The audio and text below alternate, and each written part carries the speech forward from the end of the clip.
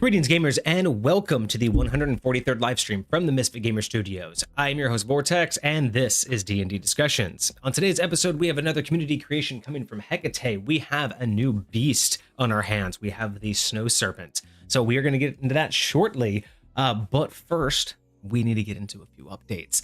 Nothing major, obviously. I think the major updates are just that we won't be here on Friday. That's true. And then other than that, we'll be... No, we won't be here Friday. Or next Monday. That's correct. But then we will be back the following Friday after that. 1 week from this Friday. Yes. And then after that, that's when we will decide whether or not we're going to be able to do the Christmas, the prior to Christmas one.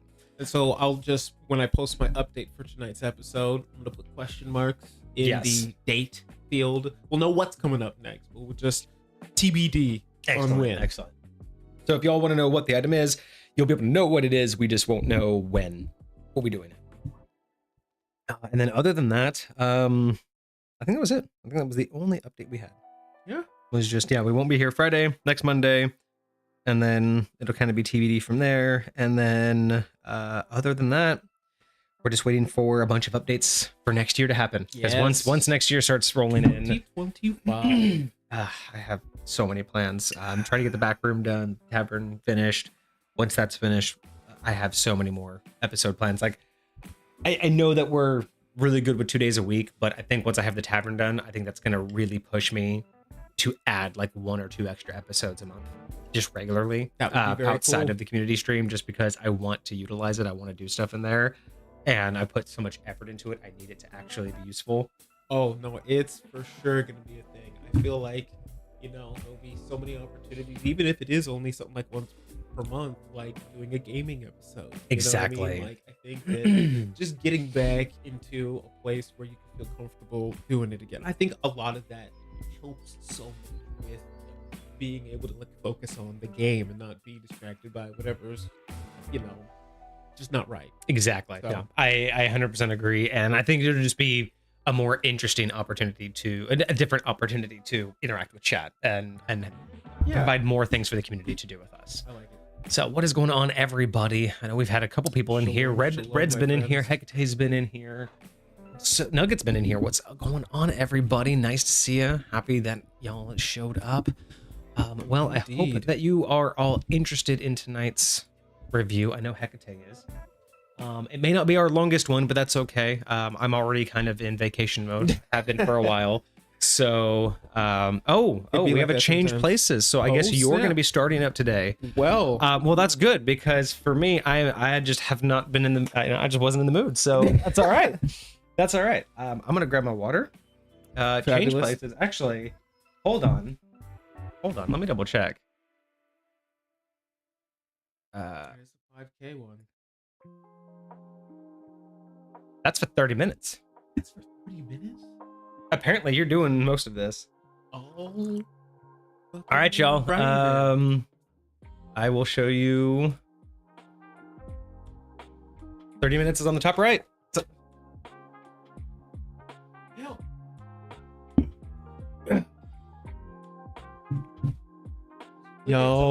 Y'all got me. Put me in the hot seat. All right, I'm here for it. Let's do it. Wanted to change it up. Of course, I'm here for it. Nope, let's start it. Top right. 30 minutes. There we go. Okay. So, we are here for the Snow Serpent. Yes.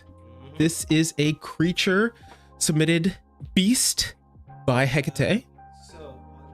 So bottom left. Bottom left. Hit twice. Mm-hmm. Purple screens? Keep hitting it. Hit one more. And then purple screens. Yep.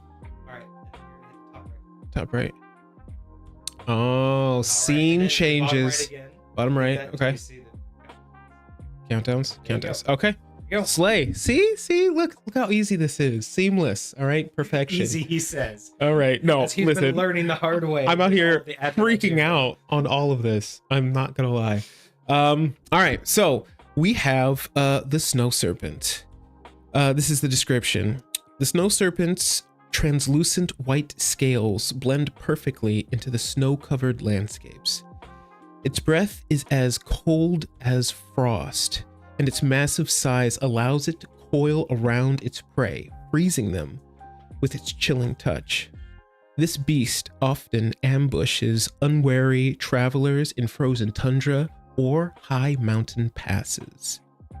Wild. Absolutely wild. Where's my mouse? Okay, there we go. Wild. I like that. This I like thing, that. Short and sweet. it's very, just this picture is very imposing. It makes me feel like the first time I saw an owl bear I think it's described. huge. I hope that's actually the size that we're looking at. Like it's very menacing. Like, look at these people right here. Like, that's freaking what. Yes, I feel like huge would be a very good size for this, but Did it specify exactly where you'll find it, or is it just more about like where it came from?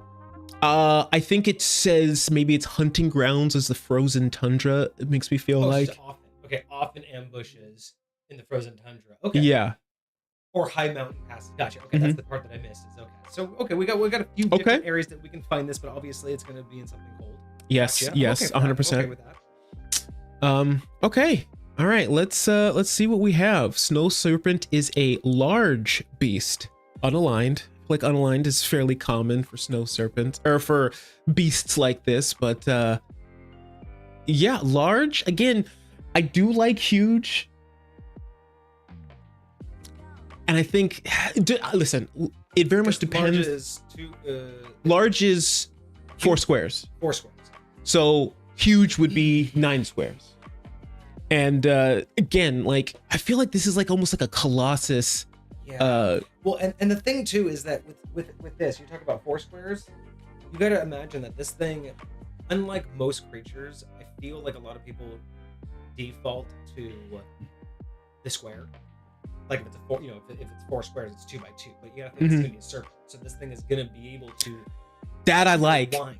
That I So like. I feel like it too to few be- DMs would use I that would mechanic. like it to be, if we're talking about that picture, Mhm. at bare minimum, I would like it to be 3, 6, 8. I would like it to be a bare minimum of 8 squares. Why? Because, in my mind, this thing should be able to surround one creature. And if you were 8 squares long, you could fully surround a target before you constrict it. And I kind of want that to be a thing. Interesting. So if you think of that visual, if you're 8 So squares all the long- squares except for the center. Yeah, so if you're 8 squares long, you could literally wrap all the way around a target and then attack from it, like, and then constrict or do something like that. So what you were talking about being 9 would be perfect. Right. Because then that last square would be up. It would be elevation. Oh, and then you could do that. If you're 9 squares, think about this. You could have at least half of that. So you're talking at least 4 or 5 of those squares could be elevation. So you don't have to have a serpent that's a 4 by Yes, 4. It that's doesn't- very it's fair. 9 So the space squares, it actually could be- occupies could only be 2 squares at this moment in time. Or it could be 4 by 4, but then 5 up. So it's Right. curled and then up to straight. You know what I mean? Like, there's so much you could do with that. So I Very agree with you. interesting. I wouldn't mind this being a little bit bigger than large, but if we are talking about large, it has to be. You have to remember that it has to be a line. I'm not gonna lie, that had not occurred to me to use a mechanic like that to say it's not like it is that many squares, but it's not necessarily that many squares in that form, right? I feel like that's definitely something that's very underutilized. Right. I think it's just more of that creativity. That's how very you cool. Use, again, very much like how players get creative with the rules as written. It's like you have to just look at it from that point of view. Is what can I do with what it says? It says 4 squares. It does not say 4 in a square. Yes, that's very fair. That's very fair. So I could do that with summoned creatures too. Oh, that would be fire. And I just look at that. That would be fire. I imagine that a snake, at least, I don't know if this is true or not, but I imagine that a snake can hold up at least 50% of its weight in terms of like height. About Interesting. 50% of it can go up. Like, yeah, you like think of like snakes, how do they do that, right? Like a lot of snakes do go vertical. So I'm trying to think of like. I swear I would have seen half of it or so, maybe 60%.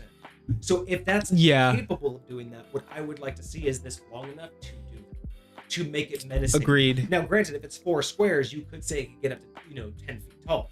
That's menacing, but I'd like it at least 5 or 6 squares to go that extra tower. Because remember, snakes don't attack that way; they just do that to be defensive. It's not until they coil up But then imagine the point of what this thing could do, being able to launch like 3 times its different, its body length, being able to launch like that as an attack. Oh, there's some incredibly wild things you could do with that. That's fire. Okay, so we're looking at this thing. It has an armor class of 16 with just its natural armor. I feel like that's fairly fair. That's pretty legit, actually. Yeah. And then it has hit points of 97, 13d10 plus 26. Okay. I'm not mad at that. If we were gonna increase the size, I'd also be okay with maybe 16 is still great, even if we went to like 9 squares, but I wouldn't be upset with 17 or 18. 97 feels in a good ballpark. I mean, it is a 13d10, so I mean, you're up to 130. I wouldn't mind up to 130. It's like 110, 120, right? Yeah. For something that big, if we were going to increase the size, I'd be okay with like a class of 16 with 120 hit points if we were like 9 squares or something like that. That even might be too low for the creature that big. But I feel like that's pretty good. I do like 16 and 97. Okay. Yeah. No, I could see that. I could definitely see that. I'm looking at the giant constrictor snake, which is a huge beast. Oh, okay. And its armor class is a 12, and it has 60 hit points, and its spread is actually 8d12 plus 8 for those 60. Gotcha. So yeah, I see that this thing could potentially even have more hit points, but I like it as is. I don't feel like it's underpowered. I don't feel like it's overwhelming. I agree. I don't think so. All right, so it has a speed of 40 feet with a 20-foot burrow speed through snow and ice. I like the specifics. I like that it's not just a burrow speed. I do like that it's through snow and ice. Though I would suggest just saying that it has a 20-foot burrow speed. However, it has a burrow speed equal to its normal speed through snow and ice.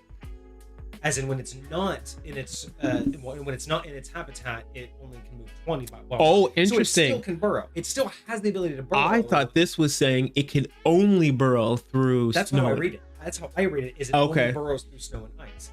I think it should have a 20-foot burrow, unless it's snow and ice. Then it moves at speed. That's how I would think about it, because then it's at its true natural habitat. That's fair. But if you can lead it out of its habitat, you slow it in half. Okay. No, I like that kind of strategy with it. I wouldn't mind that. I don't mind it how it's written. I do like a 20-foot burrow. Half its speed doesn't feel bad. But because they called out the snow and ice specifically, I kind of feel like that should be I will say this. I don't mind either. It's interesting because with all of this, the giant constrictor snake has a 30-foot speed, but it also has a 30-foot swim speed. And I noticed this one doesn't have a swim speed. So if you took it into the water, would it be just as slow? Because technically your speed is halved. Yeah. When you're swimming and you don't have a swim speed. So then this thing would be half. So that's why I think that the burrowing should be interesting. Its natural habitat. But again, that's not necessarily to make it necessarily better. It's just an alternative, because it's either it can only burrow through snow and ice at 20, or it can burrow at speed if it's through snow and ice and then has a normal burrow speed. Like either one, I think is fair. I'm curious, because now I'm thinking as a player. No, see, because it would technically only be 5 feet at a time, but even 5 feet at a time would. So I'm thinking about if a player wanted to turn snow and or ice into water, because you can do a 5-foot cube of, you can freeze or right. Yeah, liquefy. So you can change it, you can change its state with was it shape water, the cantrip? Yep. And so if you do that sections at a time, you're basically identifying where you can't go without being slowed. That's true. Yeah, you could. Yeah, if you had enough time to plan for it, you could modify that. And that's the thing too, is because of how fast the thing can move, it's like you would need a super powerful mage spell to benefit from something like transmutation, where you could transmute into sand or something, and then again benefit from somehow not being able to make it. That would be really interesting.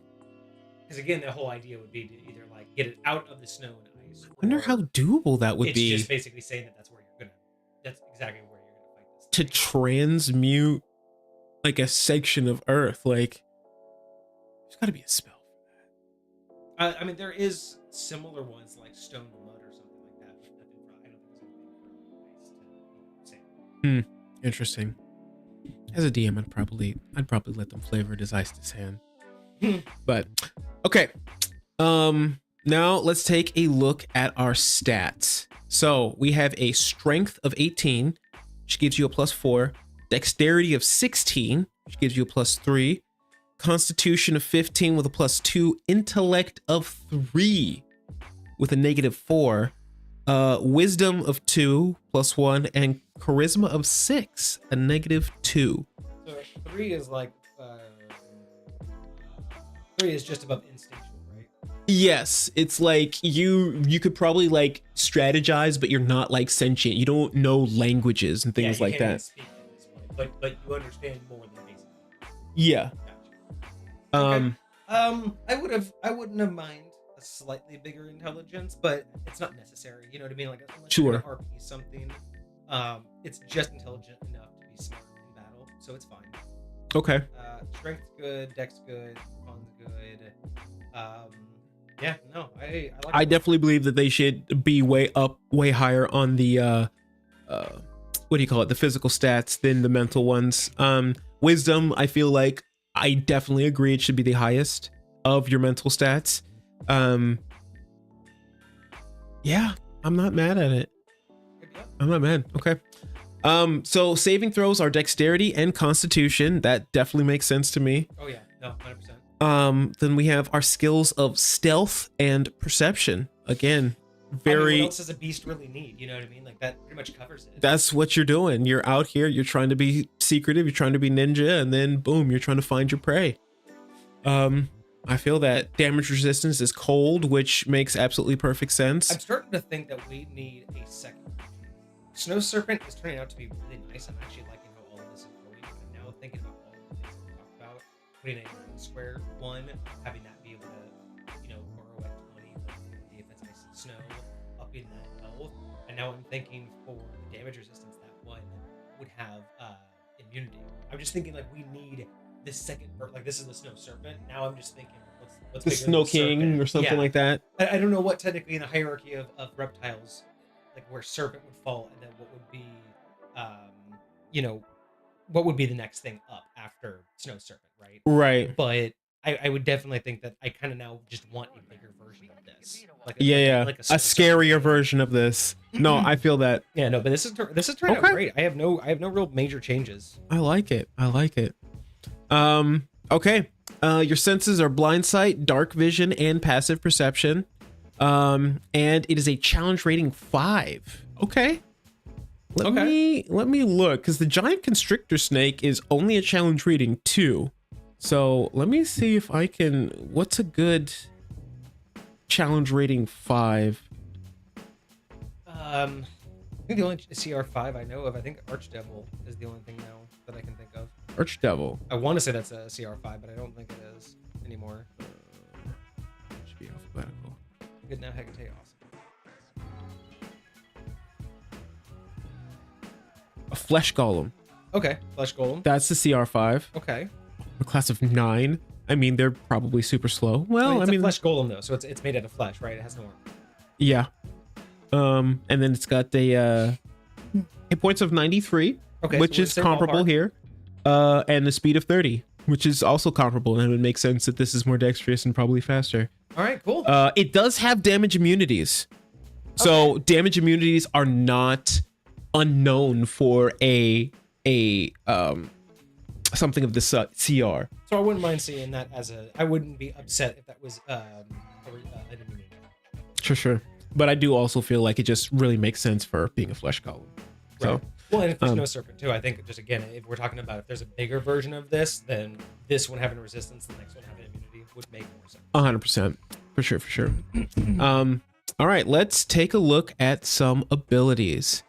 First, we have ice camouflage. The Snow Serpent has advantage on dexterity, stealth checks made to hide in snowy or icy terrain. Absolutely. 100%. 100%. I love that, especially because they're trained in stealth. It's going to be so unlikely that you're going to see them. They're going to have their, what is it? They got a +6. They're going to have their 26, their 25 stealth check. It's going to, now there are some people out there that are really want to bump a skill, right? You know, so, but yeah. No, I'm okay with that. I'm okay with advantage on stealth for an enemy. Definitely. And then we have Cold Aura.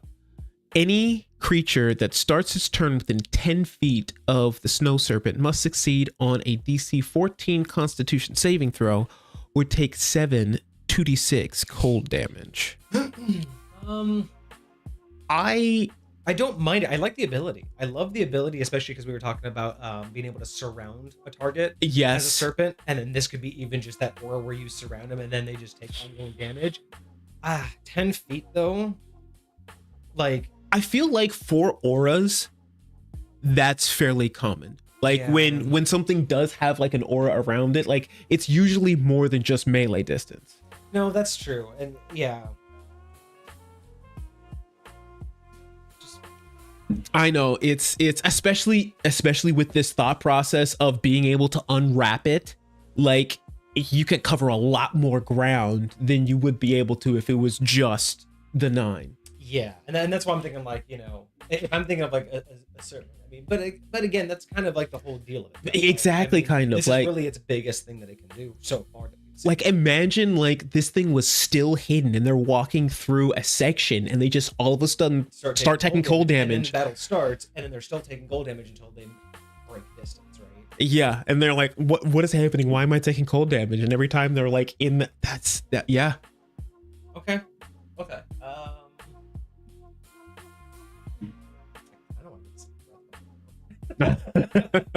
okay, yeah, it's still possible. We haven't got to actions yet. It's not. It's definitely. It's not bad. I think I'm thinking more roleplay than I am more mechanical. So yeah, I think 10 feet works. Yeah, but okay. DC 14. I honestly, I kind of want to lower. Yeah, I kind of want to. Well, no, I want to increase it. I want to make it. You want to make it harder? Yeah, I think it's a little bit too easy. I will say, so I'm looking at the golem still, and it does have a feature that requires a saving throw, which is a DC 15. I mean, I guess this is going to be pretty ongoing in melee combat, though, so maybe the 14 is the balance because of how long you're going to be affected by it. Yeah. Because it's going to be constant. It'll be there until you kill the thing. If you're starting your turn in there. If you could get in, make the attack, and then break distance without it I mean, closer. Theoretically, it only gets one reaction unless this one gets more than that, which but it does have enough movement to keep itself around everybody. So yeah, no, I guess 14 also makes sense if you're having to roll that all the time, like every round. Yeah, you're probably gonna want something that feels possible. If this were like an activated ability, I think I'd want it higher. Because it's an ongoing ability, I think that makes more sense. Out of curiosity, just a question that came to mind with the idea of being able to unwrap this snake, uncoil it, so to speak. Mm-hmm. If it were extended out in a straight line, would you say that creature, if the attack it was doing was a bite attack, could attack anything that's within melee distance of it? Or only something that's within melee distance of the head?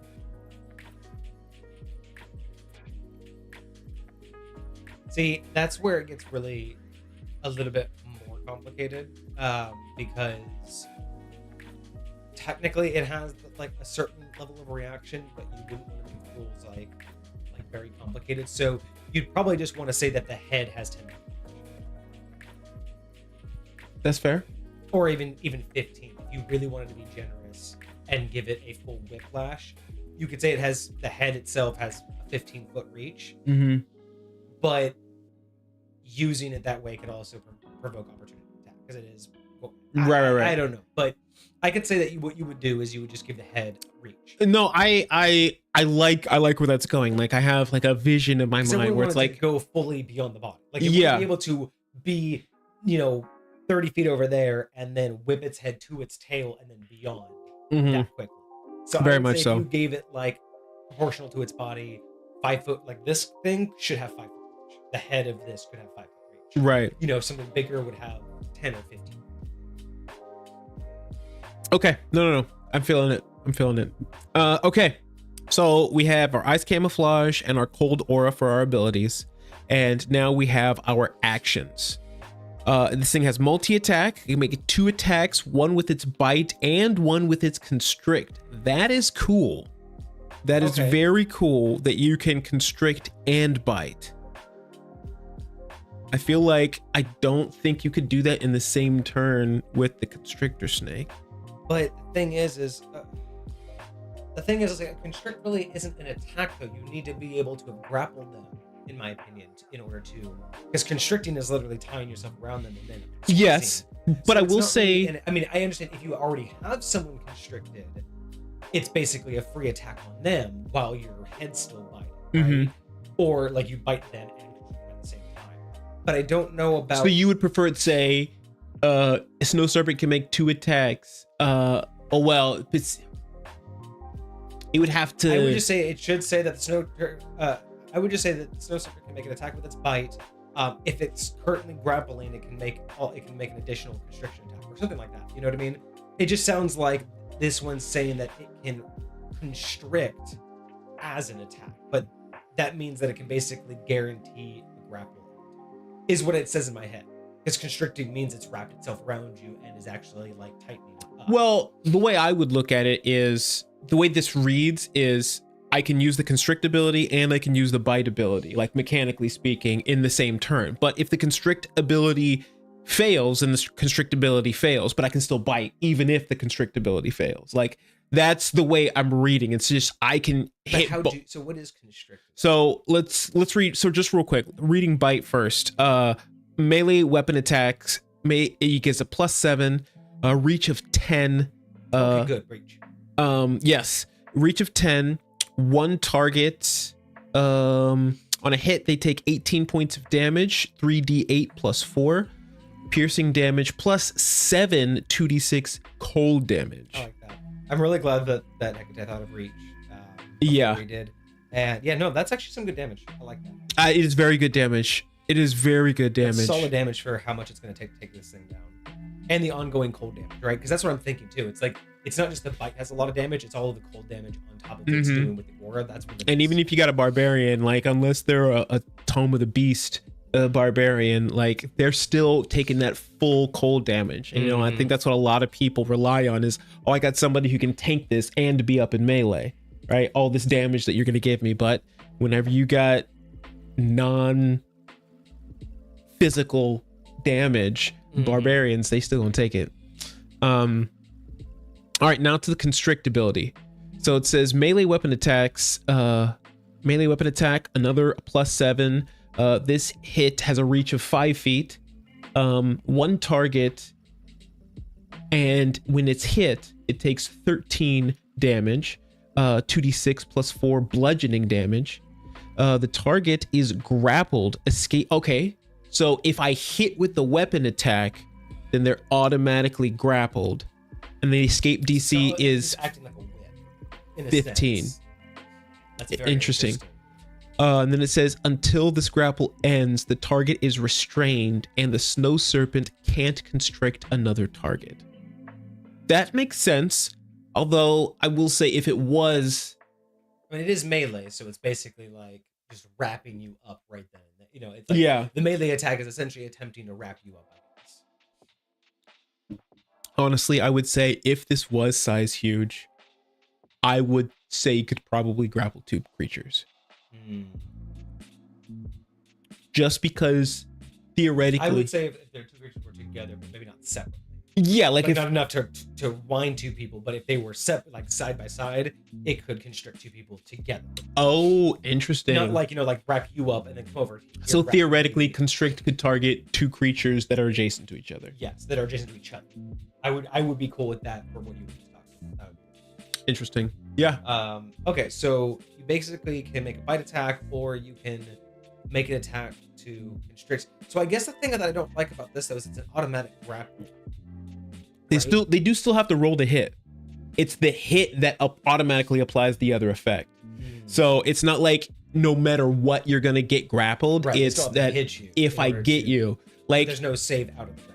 there is. It's an escape DC of 15. So once you're grappled, on your turn, I can use my action to escape the grapple, and I have to get a DC 15. Gotcha. And I'm assuming it's going to be strength or dexterity. Usually they allow you to use dexterity when you're trying to escape grappling, but I'm not 100% on that. But yeah, and then it says until the grapple ends, the target is restrained. And restrained is not fun. No, if I'm not sucks. Okay, so mistaken. I'm thinking that works for, especially because I mean, you can only restrain one person at a time. It can make 2 of those attacks. What does it say here? Bludgeoning damage.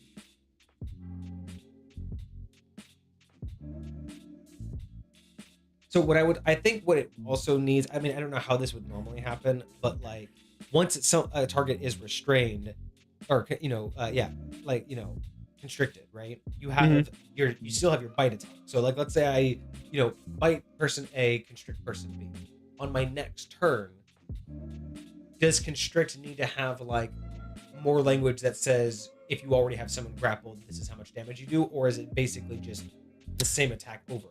So is it just the same bludgeoning? The way I read this is they would not take continuous bludgeoning damage unless I would say that they do the constrictability again. That's what I'm saying. It's like, is it just implying that you would just attack them with constrict a second time? But if they're already grappled, I guess you get what, advantage? You get advantage, yeah, because they're restrained. So yeah, okay. You get advantage on your roll to hit. And I think that might be why they made it a roll to hit instead of a saving throw. Because I was thinking, why don't you just make it a saving throw? And if they fail the saving throw, yeah, exactly. Right. And then you could also bite the same target, so you could bite and constrict the same target that you have, plus they're taking the aura damage. Yep. So that would be pretty dangerous. Like, that'd be very dangerous. Yeah, if you get caught by one of these things, like you're pretty much gonna die. If not in the turn that you got caught, the next turn. Yeah, you're like taking a lot. Even if you're like level 10, like you don't want to get caught by this. Like, and if you survive the first round, get out. +7 to hit. That's unless you were Hecate's other submission, the Ice Monarch, who's like, I like the cold, man. Let's go. Right. Okay. That's for later. All right, and guess what you get? I see that. Guess what you get? You get a frost breath. I was really hoping for that. A recharge of a 5 or 6. The Snow Serpent exhales 30-foot cone of freezing wind and ice. Each creature in that area must make a DC 15 Constitution saving throw, taking 3d6, 8d8. I'm sorry, I said 3d6. 36, 8d8 cold damage on a failed save, or half as much on a successful one. God bless America. Y'all get messed up. Yeah. Y'all getting messed up. I want to be this snake. Like, if I could, theoretically, this is challenge rating 5. Like, I don't think the rules have changed enough for druids to be able to wild shape into challenge rating 5 things. No. But if I found one of these, you could still learn polymorph. You could still learn polymorph. If I could now I'm really thinking of like, what can we do with more of these things? Like, again, there's this version, but like now I want a smaller one. I want like a challenge rating 2 or lower, and I also want a much larger one, like stacked. A whole family. Our time is up. Look at that, Hecate. You got a full review from Kage. Wild, absolutely wild.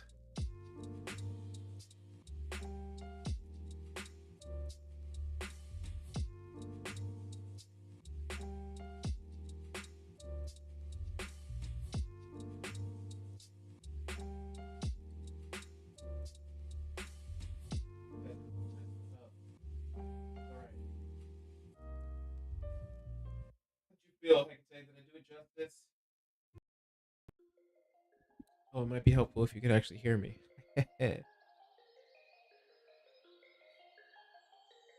Oh, I'm gonna be right back. I'm gonna switch our waters.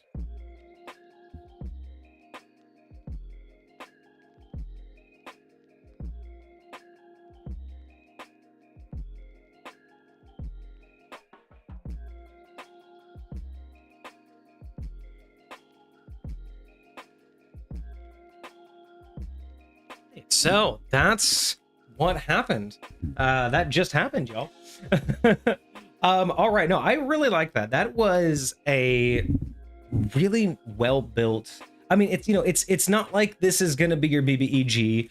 You probably would, you might even put this right before your BBEG, but this isn't gonna be like. I like that this isn't an attempt to make the.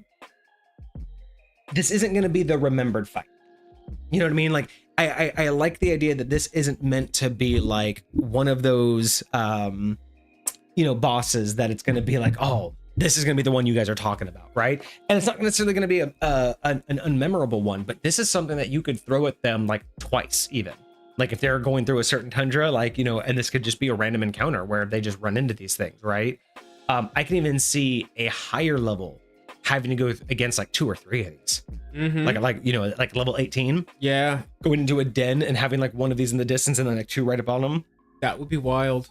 I could see like, especially if you have enough, magical items, enough resistances, I could see this becoming a much easier and manageable fight. But anything lower than, I would say 12th level, you probably wouldn't want to get in front of more than one of these. Yeah.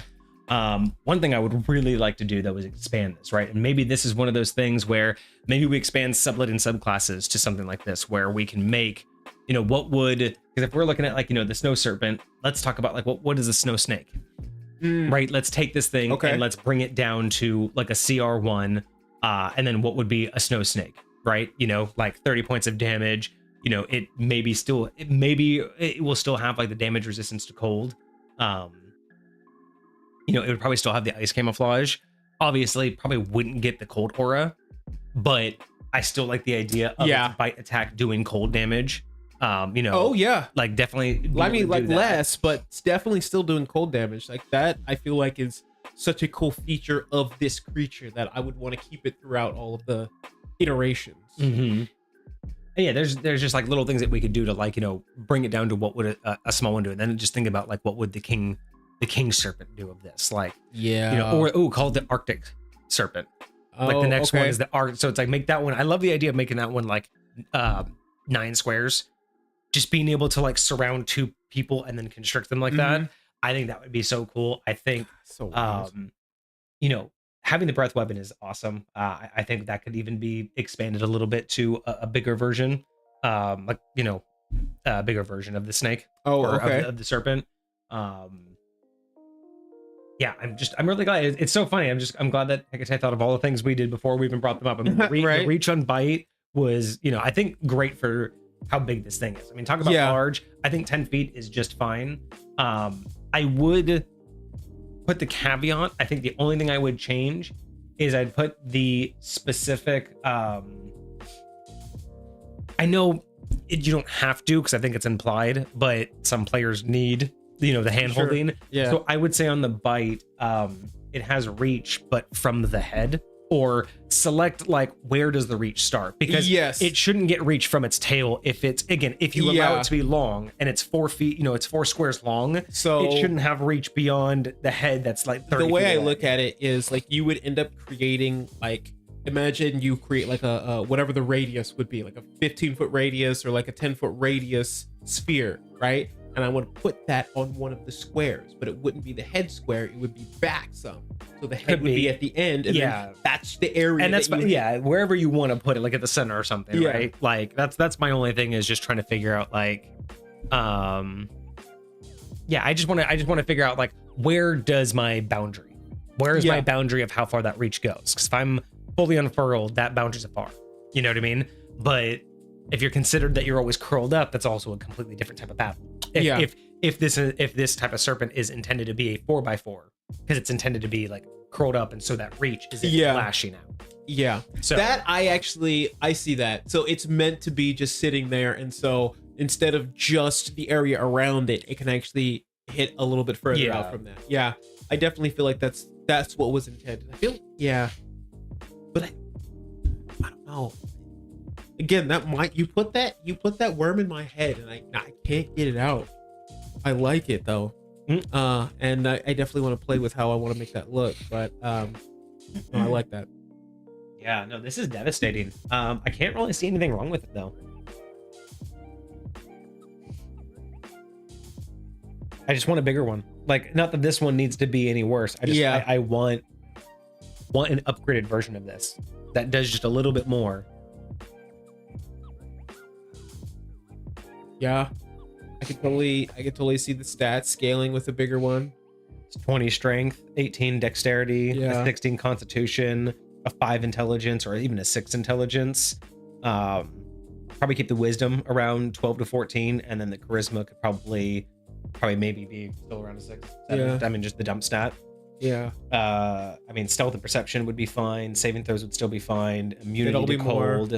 It'll have a bigger passive perception would probably be bigger. These would be fine. Up the challenge rating maybe to a 7 or an 8. Maybe even to a 10. Yeah. I'd probably up the life at least 200. Yeah. Give it 200. Maybe an armor class of 18. Make it a real tough fight for sure. Probably it's still the speed. I mean, 40 feet because it's going to be so big. It's still going to be lumbering. So, I mean, it's supposed to be fast, but at the same time, it's huge. Yeah. And so that was an interesting point that I feel like when you move a creature that is taking up, like for instance, a 4-foot cube, is 5 feet still 5 feet? So you only move it a quarter of its body, or does it move its entire body when you move it a square? Oh, like does it move? Right. So if it's like, here's the first square, here's the last square, does it move like this? Yes. No, it's only one at a time. Interesting. Just like a regular creature, even if it's a 4x4, like a regular large creature, that's still one square movement. Like it's still one square at a time. It doesn't move its whole body length as one movement. It's still 10 feet. If its body length is 10 feet, that's still 10 feet to move. Which is why they usually get faster creatures until you get the lumbering creatures, right? So it's like there's that fine tune where it like goes up, but then it has to start going down to justify it. Interesting. So yeah, I really like this. I think that so for the larger creature, right? We're talking about what we can do for the larger creature. I think the ice camouflage could go one step further. I think, or not ice camouflage. So it should have the ice camouflage. I like the cold aura, but I almost want to upgrade cold aura to like, either like, or permafrost. I call it permafrost. You could give them like the permafrost condition. Because that's one of the things that you mean gotcha, the cold aura. No, that's actually really cool. Like that's a condition it could give. No, so what I was thinking is you upgrade cold aura to be an environmental effect. So interesting. Because these things are meant to be in a certain area, but what I want to have this do is like if it after like basically something along the lines of after 24 hours it creates an area of like snowfall. Interesting. So like basically it's kind of one of those things that you would put in there mainly for the lore of a campaign where like you go to a town in like the desert and then you go there and it starts to snow one day, or like it's known to snow in the desert and you're like, why would that be? And it's because there's one of these like Arctic serpents nearby, and so whenever it like nests, it like creates like it just brings in the cold and then creates snowfall, just like this has a cold aura. Interesting. So not like anything that we use in combat, but just like an upgraded version of it's known to cause areas to cool down enough to snow. Shoot, I think they should just have both. Like, I just think it would be I'm just on top of it. Like, I just want the Arctic one to have like that little extra lore where it prefers cold, but if it goes somewhere where there isn't, it brings it. Yeah, that would be such a cool way 100%. To tie that into your campaign, and then it might even attract some of the smaller ones. Right? I would definitely love the idea that the smaller ones are like hatched from this thing, so you can like find its nest and find a bunch of eggs, and then one hatches and it's this thing. And then you fight this thing, and then you find it's like the actual thing laying the eggs. Wild. Oh, that would be great. It nests somewhere, so it creates like a mile diameter blizzard. So it just like a whole area centered on it, a half-mile radius just gets blizzard, and then it lays its eggs, and then these things come out. So that could be your whole lore behind it, is it nests so it can create these things, and then these things hatch, and then they only have so long before the blizzard goes away, so they have to like go out and find their own food, and which is why they're they're usually found in these areas, but they could just appear somewhere random. Wild. Oh man, and then you use that lore to turn why there's different versions of it. Like you can make a sand version of it because the blizzard ran out and then it found itself in a desert, so it had to adapt. It adapted. That would be wild. That would be absolutely wild. There's a lot more that could be do. Yeah, if you want to make that Hecate, definitely do it. So yeah, I definitely think like the Cold Aura should have like a role play upgrade where that would just be a really cool thing for DMs to use. Yeah, because it's either you just go find it in an already known area, or let's say there's an area that's always been known to be, it's just the cold mountain. It's just always the cold mountain. No big deal. Until you finally venture there one day and there's one of these things and then you kill it. Like the Arctic serpent. And then it's no longer the snowy mountain. You'll imagine if it'd been like that for like generations. Yeah, this is just like and people like they had like their entire lifestyle was about it. Imagine science is being built around like, well, yeah, it's only cold up there because it's so tall. And then you find out it has nothing to do with that. Like, nope. Like it could just that could be so much fun to add that kind of like wild. That would be absolutely wild. I like that. And then your multi-attack, I definitely think multi-attack, I think I'd probably say bite's still one. You'd increase the reach. I still like constrict, but you can get up to 2 people if they're adjacent to each other. I also think this one or for the upgraded one. And then I also think that what we should do is almost add another bludgeoning melee attack. Like just basically, it's so massive it could just like bash into you. Interesting. And then even give that an option to like push you 5 feet or something like that. So it's almost like it could corral you. So again, if you're there and I'm here and there's 5 feet in the middle of us, while it's trying to go around us, it could like slap you, push you 5 feet into me, and then it can do its constrict attack against both of us. So I'm thinking of like a combo maneuver of what it should be able to do. I like that. I think that if we do it that way, then they should definitely be able to get opportunity attacks with the tail with that attack. Yes, and I think it should be multi-attack. You still get 2. Yeah. Bite, constrict, or any combination of bite, constrict, and bash. And bash is the only way that you can do an opportunity. It can get opportunity attack with bash, or whatever you want to, tail whip, or flick, whatever you want to call it. But basically, I just like the idea that because you know how they move, right? So it's like imagine that one of those pieces just coming out just enough to nudge you, did a little bit of bludgeoning damage, but pushes you where it wants you to go. And again, because we give it an intelligence 5 or 6, it's smart enough to be like, oh, as long as you two are next to each other, I can constrict you, and you're 15 feet away from him. So this round, bow, I knock you 5 feet. That next round, bow, I knock him 5 feet. Next round, constrict both of you because I pushed you into each other. So shit like that would be really fun for like a boss level version of this, right? And then imagine again, you give that to like the BBEG as like their like pet. Like imagine that this is, you get this boss and then you realize this is just the BBEG's pet. Wild. Absolutely wild. Oh man. So I think bite, constrict, I think it definitely deserves to have some sort of, because of the constrict giving 2 people, I would want it to be able to move you around a little bit. And then frost breath, I think that makes sense. I think the frost breath makes just enough sense too. I also think that this should be able to do like, it doesn't say a little bit bigger cone and do some more damage. I don't mind that. What it should also do is the frost breath should also create difficult terrain. That would be very cool. The upgraded version should, wherever the cone hits, the cone should become difficult terrain because you froze the ground like a sheet of ice, like a flat sheet of ice. Or give it the option. I don't want to make it too complicated, but you could say when it does its frost breath attack, it does the damage, and then you can choose one of 2 effects. The ground becomes a solid sheet of ice, making it difficult terrain, and I don't know if you would want to make a slide effect where people can stop and then like, or that would be crazy. You make a sheet of ice that either it becomes difficult terrain so you can't walk, or you could say that it doubles everyone's movement, but by like almost like on accident. Whatever you move, but it'll automatically. So you have to decide how much you're moving in your normal movement, but then you'll move like 1d6 extra, like you move, and then you have to roll a d6 or a d4, and then you have to add that many more squares.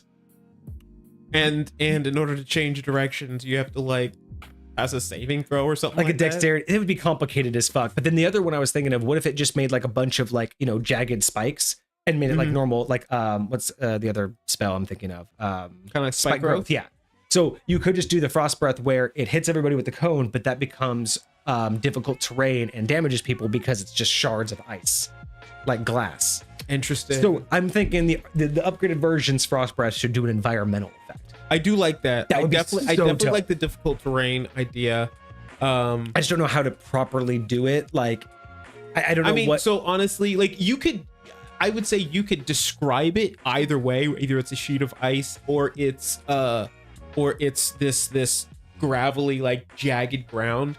Even if it doesn't do damage, there's this higher level spell. I can't remember what it's called. It's a very cool cold spell. Weirdly enough, it doesn't do damage. I think it's like a 6th level spell that doesn't do any damage. Interesting. But it does create an entire area of difficult terrain. So basically mimic it off of that. Yeah, and so like, but the crazy part is like every time you start your turn in this difficult terrain, you have to make a certain saving throw. And so like it's pretty aggressive. So I would have to look at the exactly what it says. I'm so mad I don't know what it's called. Interesting. Okay.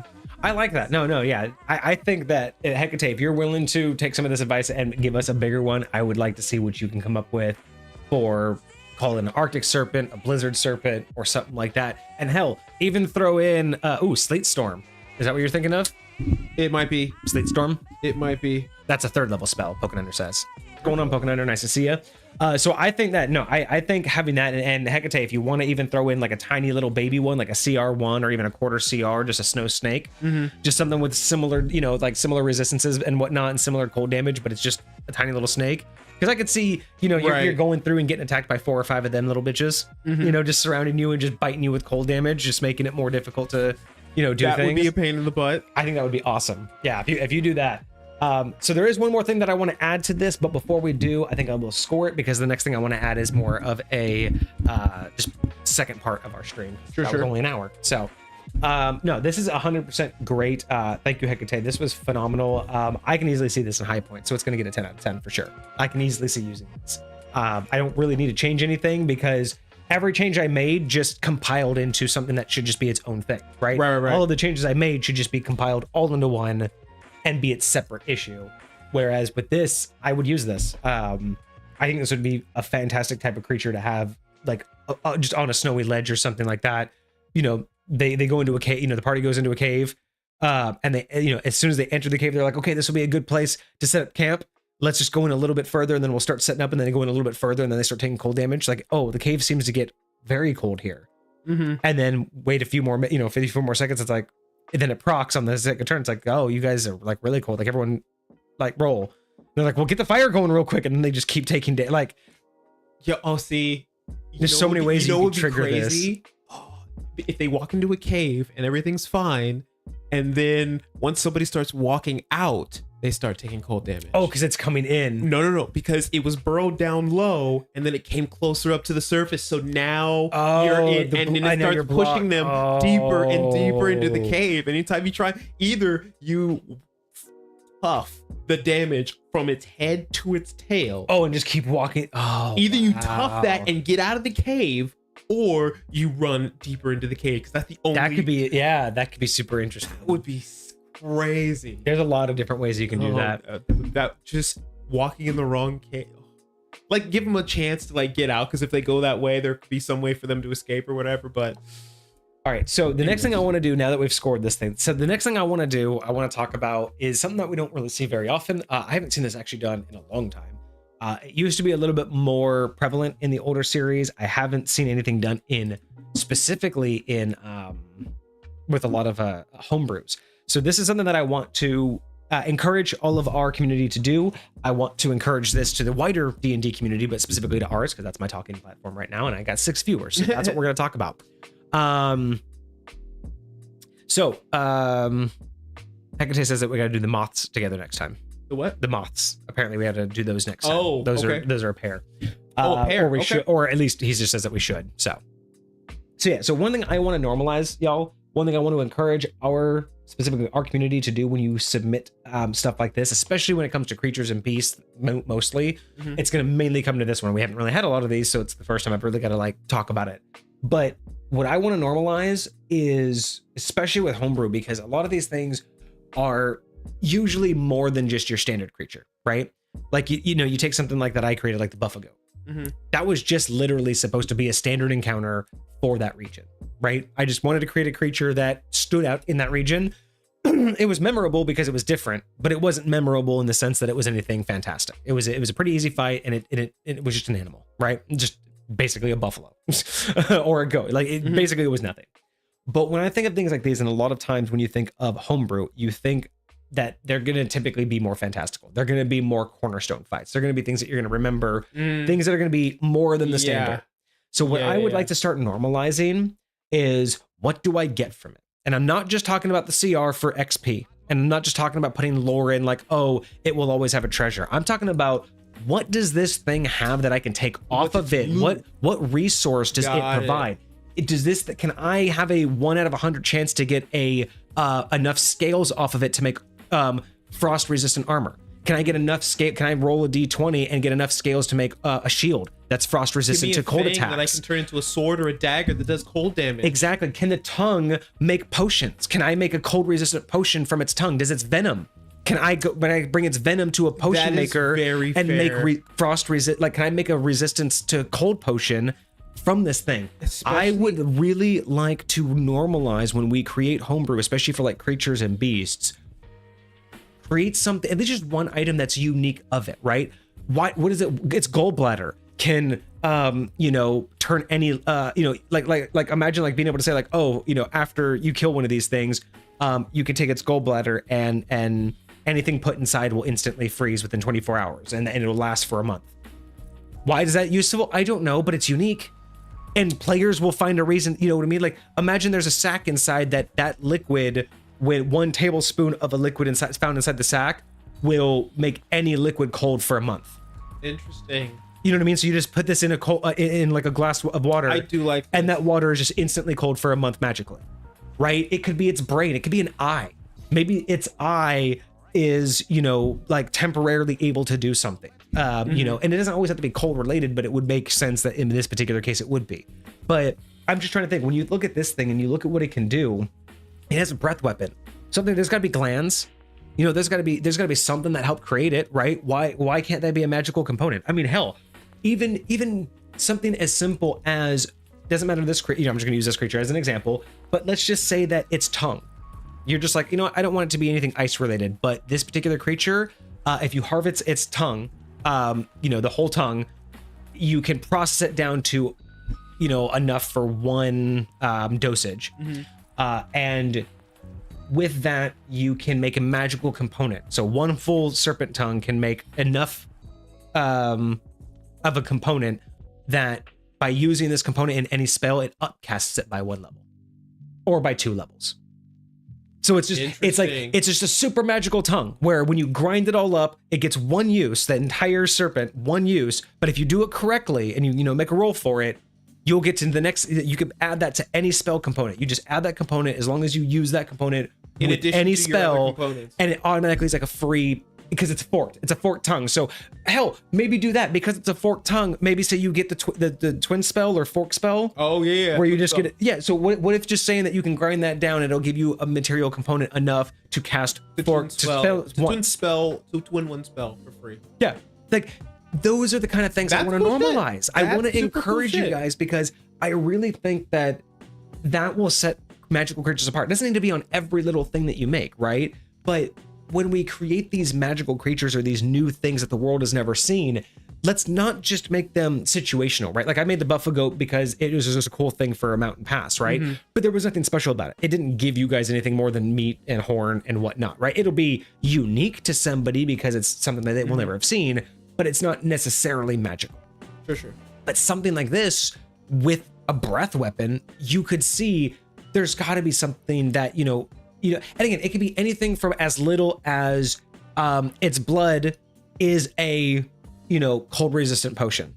So you can just drink its blood and, a vial of it, but it only lasts for so long, right? So you can only bottle up so much. Like, it could be that, or it could be this whole process where, like I said, you do a 1d100 and you get 10% to get enough scales off of it properly to then be able to make something out of it.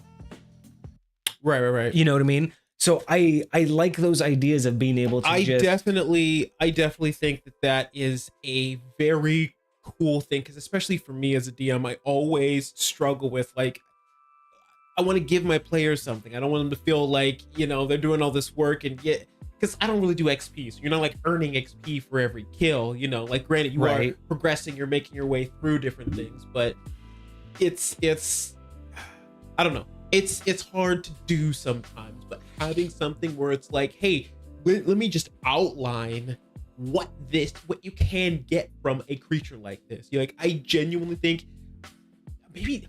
I also think too, it's even worth it for people because a lot of times you make something like this, but then unless you're building the campaign to run into it, like for me, I made the Buffalo Goat, but who knows when someone was going to go down a mountain pass in that region, right? So being able to make something that it can get, like even if it was a roll table, even if you made a roll table and just said this is what you can roll for and get off of it, but it would make it reasonable for people to go after it, you know, to go seek it out instead of just hope. An ADMG thing, man. Like imagine if we did this for every creature in the monster manual. That would be a hell of a. Actually, that would be. It would be a project, but so actually, you know what? Let's add that into the big projects because you know how the big projects has the ADMG thing. You want to create a new one? Just remind me to create a new one, and we'll create. Because if we're gonna do the ADMG, why not create the Advanced Monster Manual?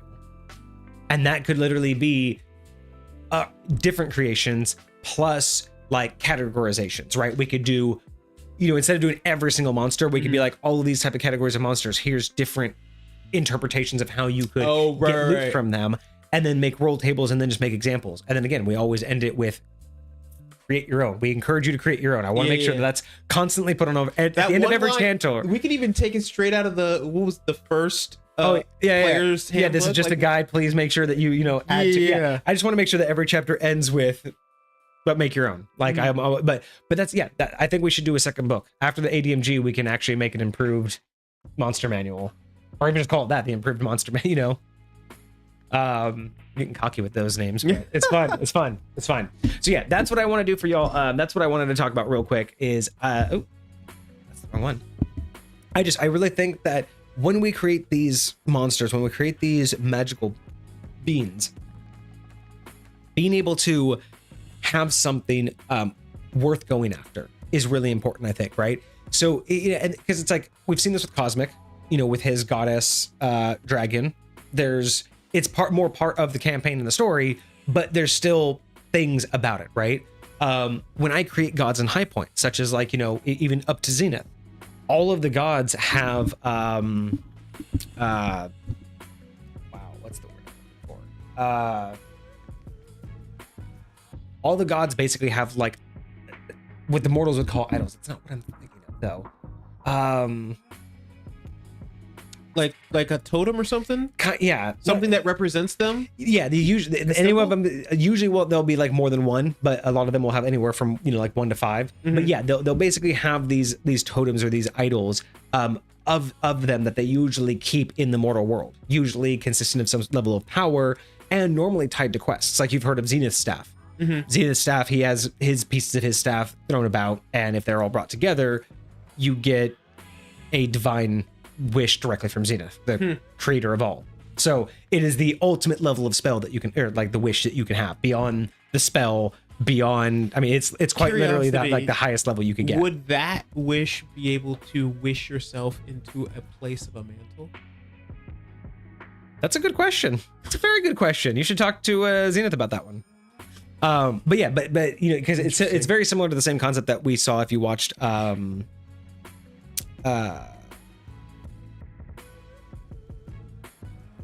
Sandman. There we go. Oh, if you watch Sandman and like how they all had, like, you know, he had his mask, his amulet, and every single one had that. Think of those. Like every god has those that are like their personal ones, and then they usually also create ones. So like the staff is one that Zenith created, but he also has things that are personal that represent him as well. So technically there are 2 levels of it. Right. But what I'm talking about is more of typically when gods become them, outside of the things that represent them, they usually create something that they put into the mortal world, usually to help their process, right? So that's where they usually do holy quests. So a lot of the times gods will even be sneaky. They'll put their item or intend their item to get into like a rival's area somehow, either literally throw it there or they'll find a way to sneak it into a society that will take it there. And then once it's there, they have a reason to be like, hey, Holy Knights, I want my item back. So now he has a reason. Just so they can go do a quest for him. And because theoretically... Well, the thing is because it's an interference issue. The god can't interfere with the other god's territory, and he can't just tell his people, just go make war for no reason. Mm-hmm. But if he just tells a bunch of people, oh, it's finally over there in my enemy's area, it's finally there, cool. Everybody who follows me, there is great power in this item. And the last known location is over there. Have fun. I'm not telling them to do anything. I'm not telling them to go into your area. They just happen to have a really deep desire to go into your area, and it just so happens they don't like you. It's not my, it's the sneaky ways of how gods interfere with each other without interfering with each other. Because I didn't do anything but make them want an item. It just so happened. Did I put the item there? No. See, I put the item over here. And then these people just happen to take the item over there. And then those people just happen to take the item to you. Did I do that? Not my fault. Sounds like some low-key behavior. That's a lot of how godlike activity works. It's a lot of trying to understand allies and foes and friends and acquaintances. It's more diplomacy. It's basically that. It's more diplomacy than anything else. We have a high point question from Hecate. What creature that you have is similar power level? What creature that you have is similar power level would be a rival to this, or put up a good fight against it? Interesting. Okay. So what do I have that would put up a good fight against his serpent? Ooh, interesting.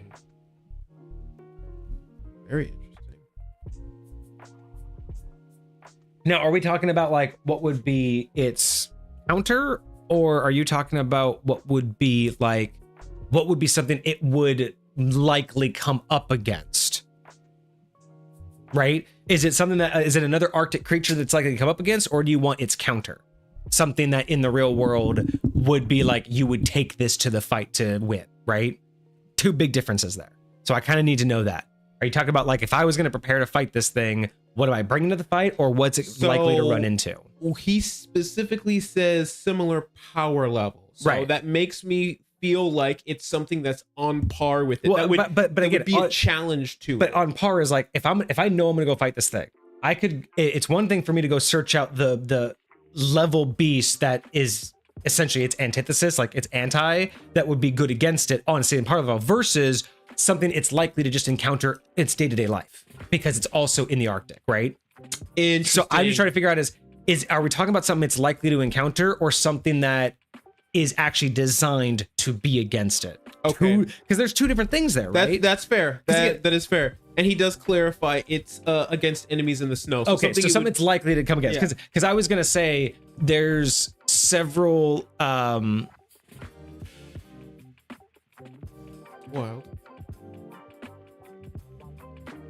There's some police activity going on in our neighborhood, guys.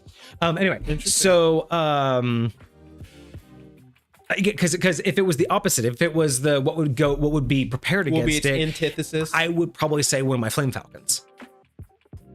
Interesting. Because it's about as big. Yeah. They have about the same stats, but being air and fire damage would be like something you'd want to, because you can actually go train those. They're basically falcons, but slightly larger. Yeah. But having a flame falcon would be like something really on par with this, because that would be something that would be designed for. But that's not something we would likely run into, right?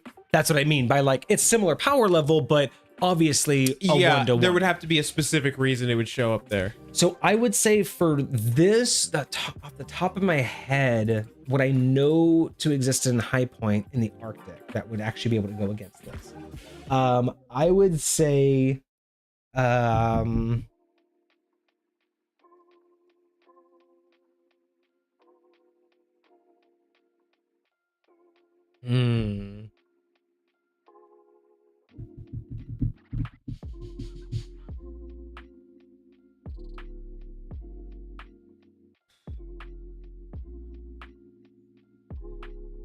So I would have to say I have two. I'm trying to think of which one would be a better pick.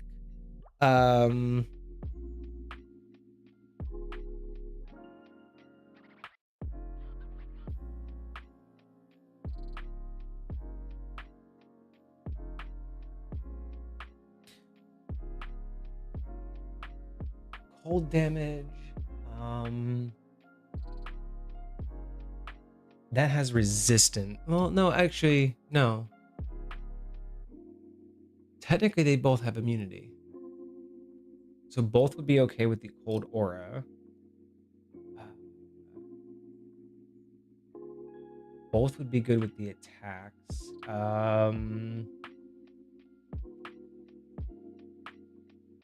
So either the Yeto or the Arctic Foxhound would be probably my two picks to go up against. What's this the first thing. one called? The Yeto. The Yeto, not Yeah. the Yeti. The Yeto. The Yeto.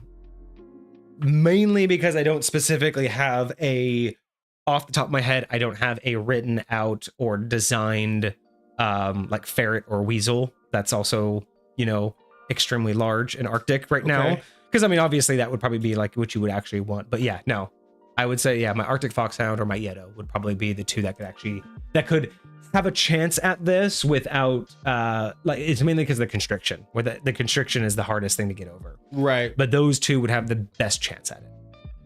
Okay. Very interesting. Cool topic idea. Put homebrew monsters against your homebrew and similar power they would encounter. Bet channel points and see it'd be interesting. Fun. Kage would control the homebrew and I'd control mine. I mean, we have thought about doing that in a similar way, so we could add that to the arena fights. Just another That would be theme kinda to the cool. arena fights. Yeah. Is, translate all of this to 5th edition, put it up in Avery, and then have a one-on-one. That would be kind of cool. I could see that.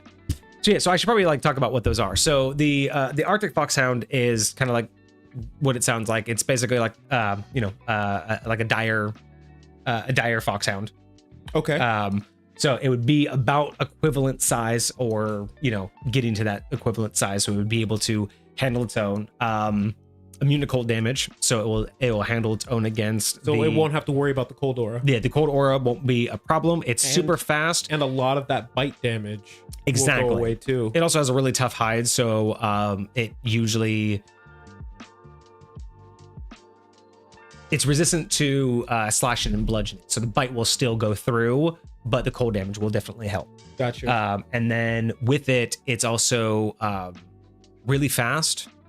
It's also about equally as fast. So I think that's got a really good chance. Yeah. Yeah, it's also equally as fast, has a really good jump.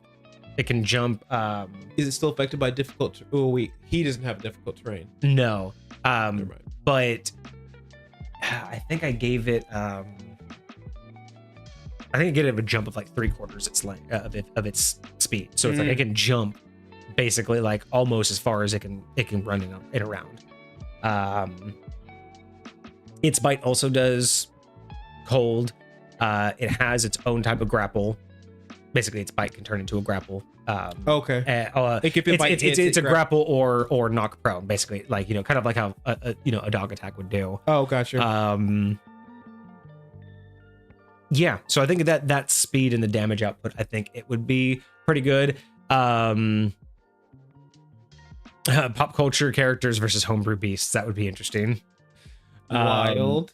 And then the Yeto. The Yeto is an interesting one. So you imagine like the Yeti as like the apes or the gorillas of like the abominable snowman. Like they're more like think Bigfoot kind of like. So the Yeto is like more like the orangutan.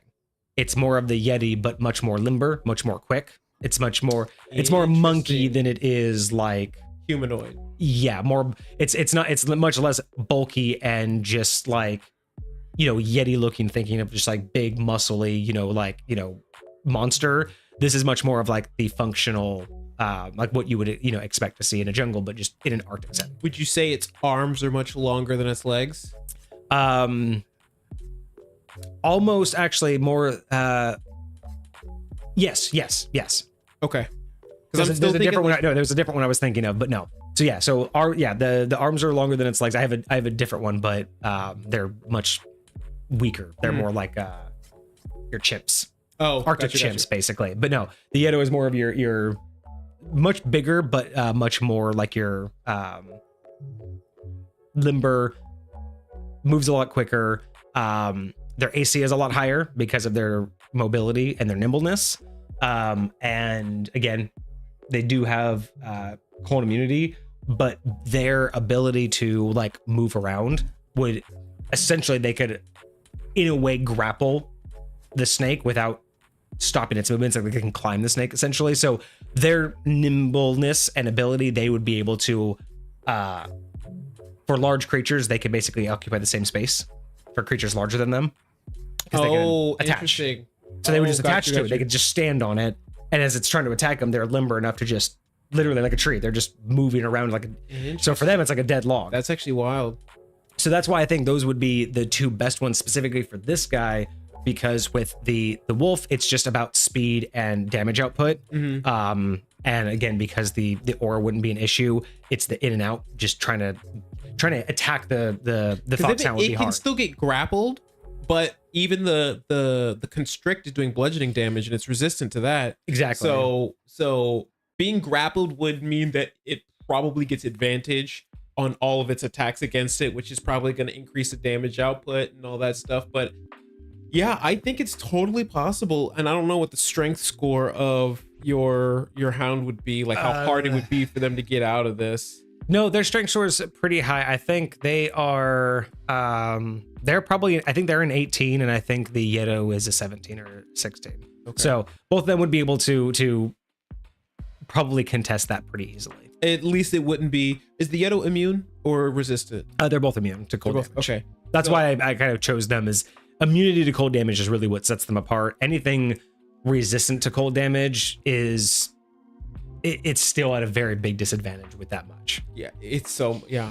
So that's I think, and because it kills the frost breath. The frost breath. A ringtail Yeti lemur. I kind of see what you're saying there. Yeah. Almost, I mean, very similar actually. I could probably say that that's probably a better representation. Like a lemur might be a better representation of the proportions, just much larger, because it's much more lanky than it is like a chimp or an orangutan. Like it's a little bit more lanky, but it's still that like thick fur, for the Arctic. So okay, I should write these up someday. Thank you. That was a cool question. I haven't had to dig that deep in High Point lore for a long time.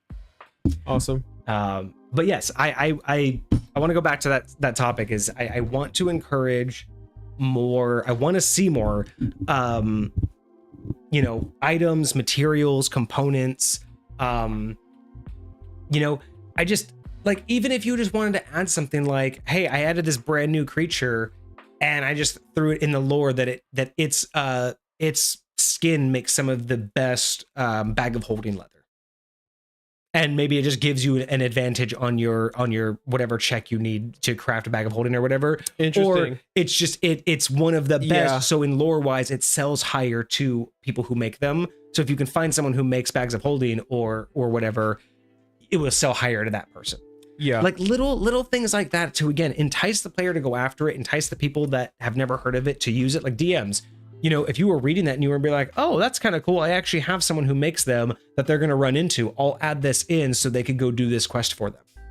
It's right. Sometimes it's like you have these cool homebrew builds, but you have no reason to use them unless they're very, very specific to your situation. You'll never really see it. But if you add these little tiny benefits, then even DMs, not just players, but DMs will look at that and go, actually, I have something in my campaign. This creature might be better than this other one simply because what they're going to get out of it. You know what I mean? Yeah. If you know that this creature is going to drop a certain item, if it's teeth or if it's skull or if it's fur or if it's, eyeball or if it's toenails, whatever it is, if it has some use, you're more likely to use it as a DM and your players are more likely to want to go after it. Whereas if it's just something that is a cool fight, you're going to be arguing with yourself of, well, this is really fit. This really makes sense. Is it too hard? Right? It's going to get lost in the wayside of something that they probably know or something that they just think is going to be cool. Yeah, that's fair enough.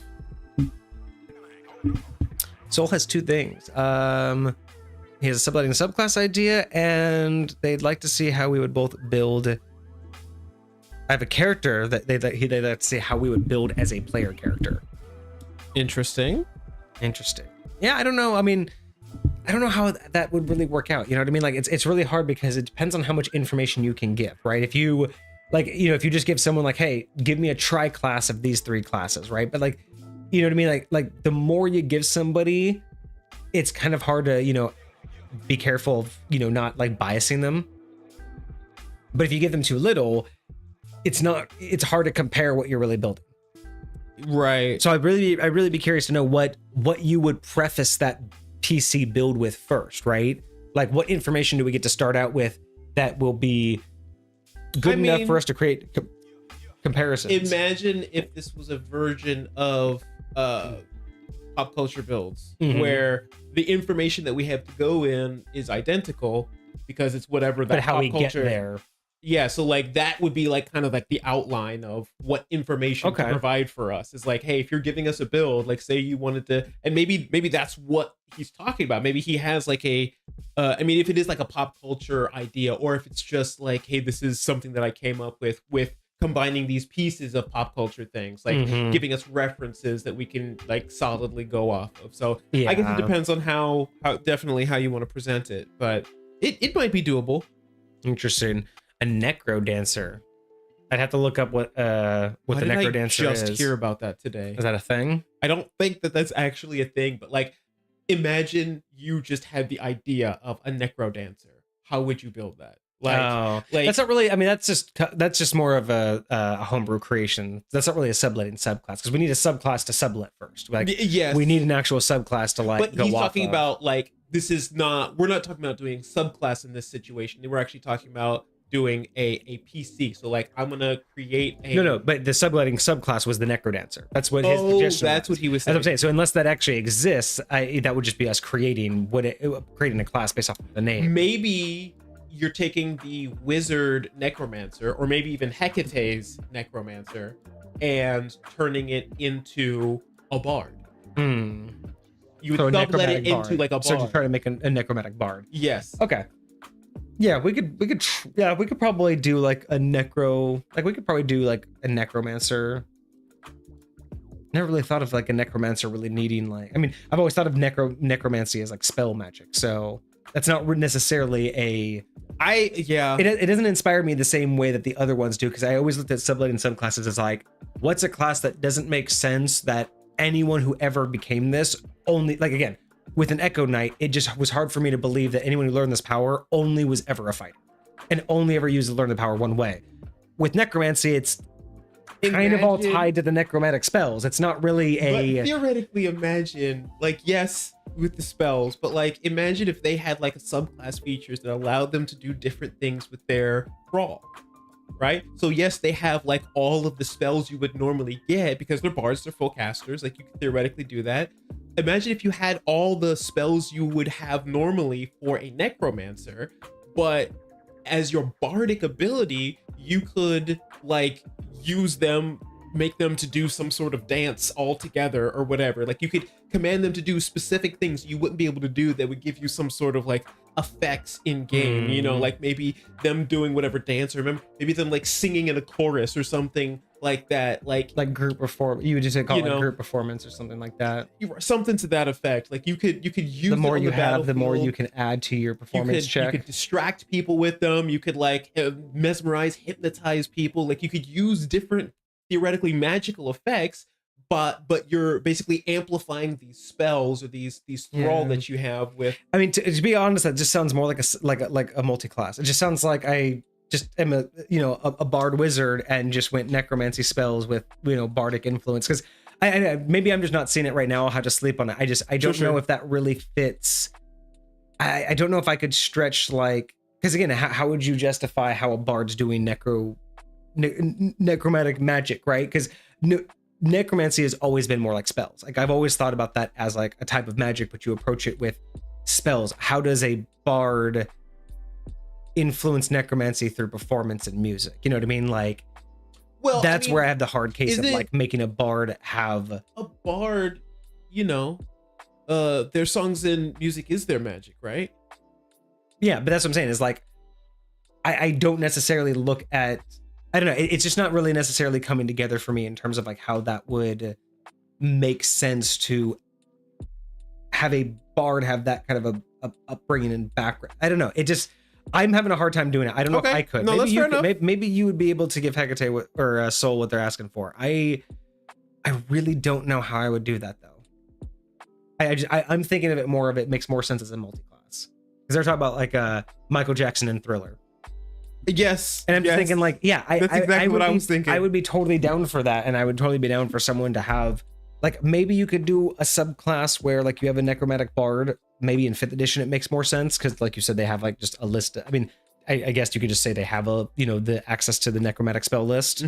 And then you could just give them things like, group performance, or remote.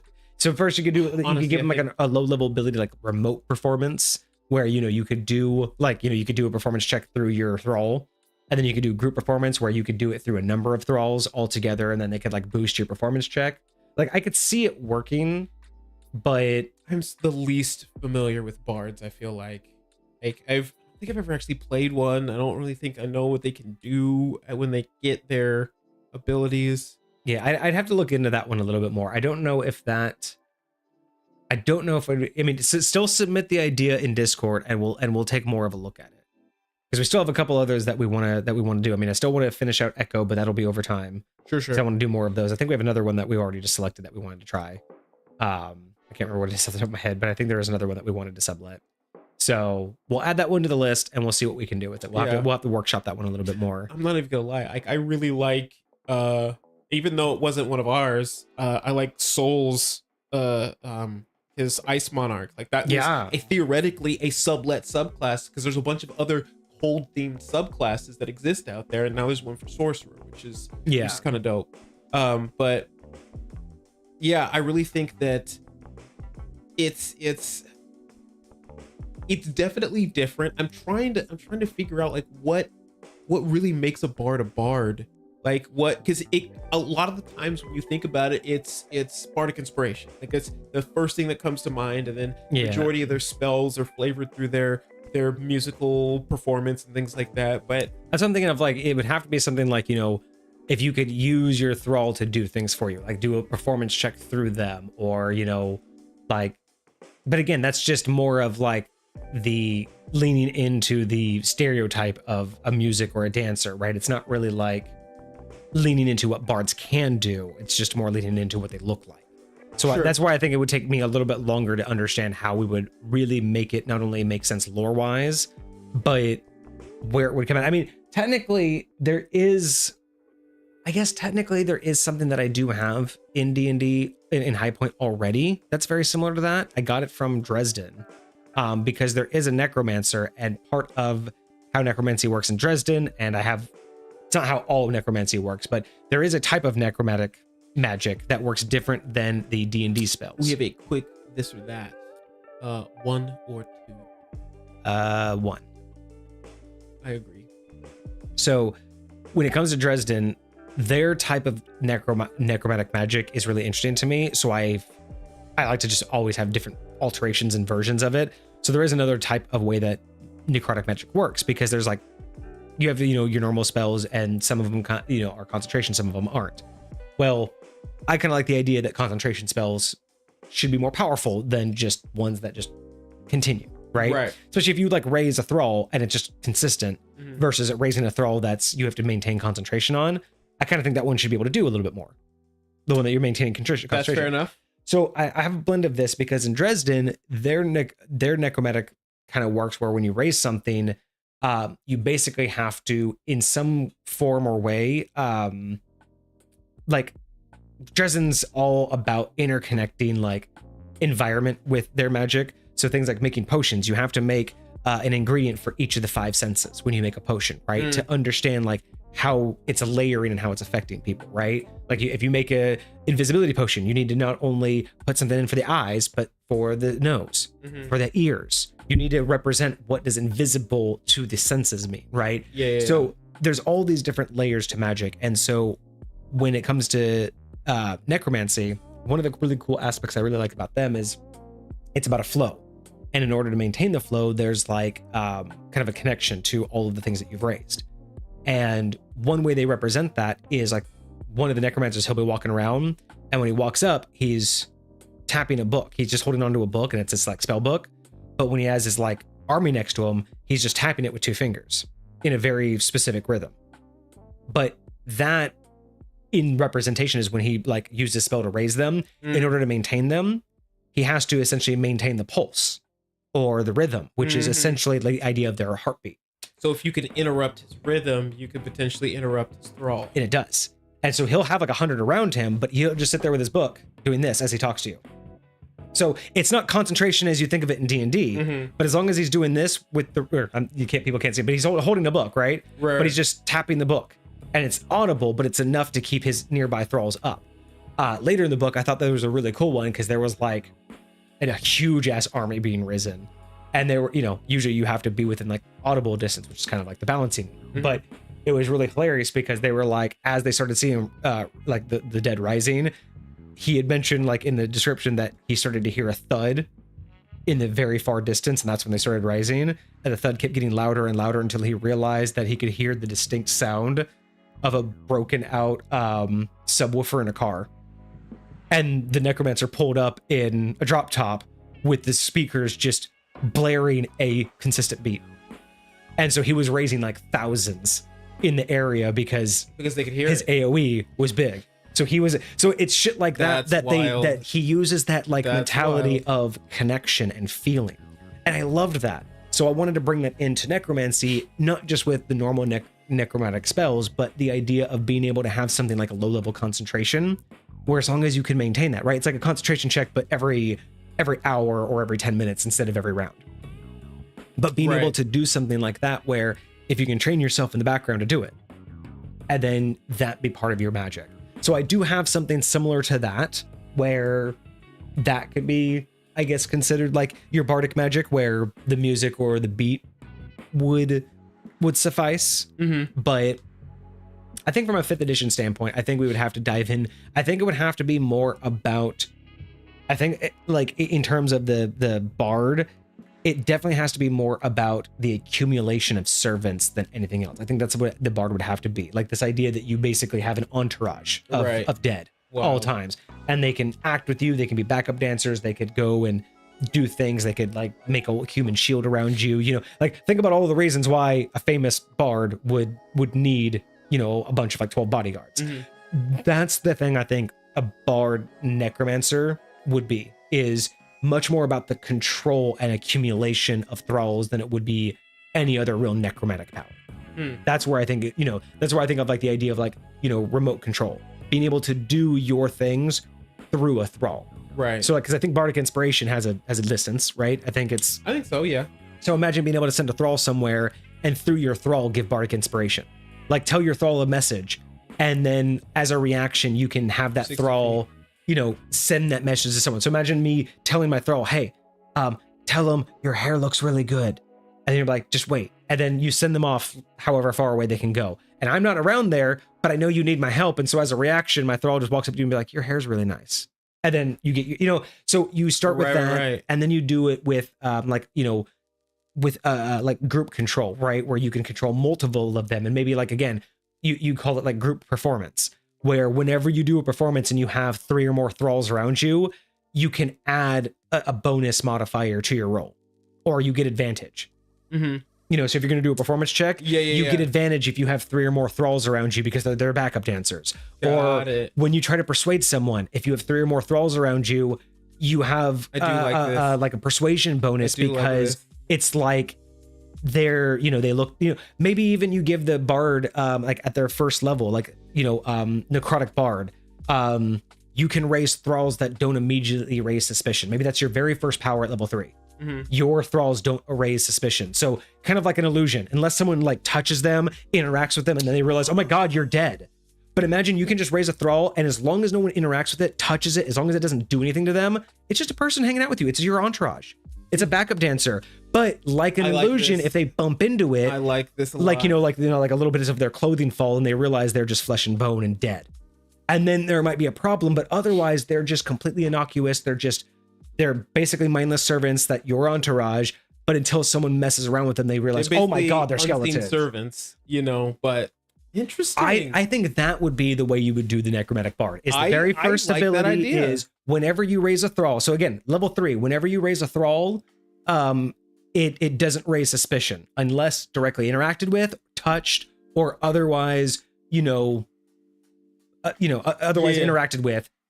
Same kind of basic things as like they're not disguise self spell. Just they're considered as disguise self and are innocuous unless interacted with. I think that would be a great first level spell, because then you're still a bard with necromantic spells, but now anytime you raise something, right? Like, and then maybe just have it to where also starting at 3rd level, you can permanently raise 1 thrall, and then you just let that raise to certain levels. Like, at 10th level you get a 2nd, at 15th level you get a 3rd. You know what I mean? Or you start out with 1, and then at 10th level you get 1 equal to, it increases to the equal your proficiency modifier. So then from there on, you just get 1 every now and again. So you can get up to 6 thralls at any given time. Or your intelligence modifier, whatever you want to say is safe. But you could basically just give the bard, your thralls don't erase suspicion, and you can have a certain number equal to, actually, that would be even better. Just those 2 at first, your necromantic bard just gets those 2 at 3rd level. Your thralls don't raise suspicion as if they were under the disguise spell or disguise self. And you can have a number of thralls equal to your proficiency modifier. So right out the gate, you're different because you don't have to worry about concentration. You just get thralls, but they're also just kind of mindless disguise self thralls. Sure. And that's how you start. Then you get to like 6th level, and that's when you can do something remote through them.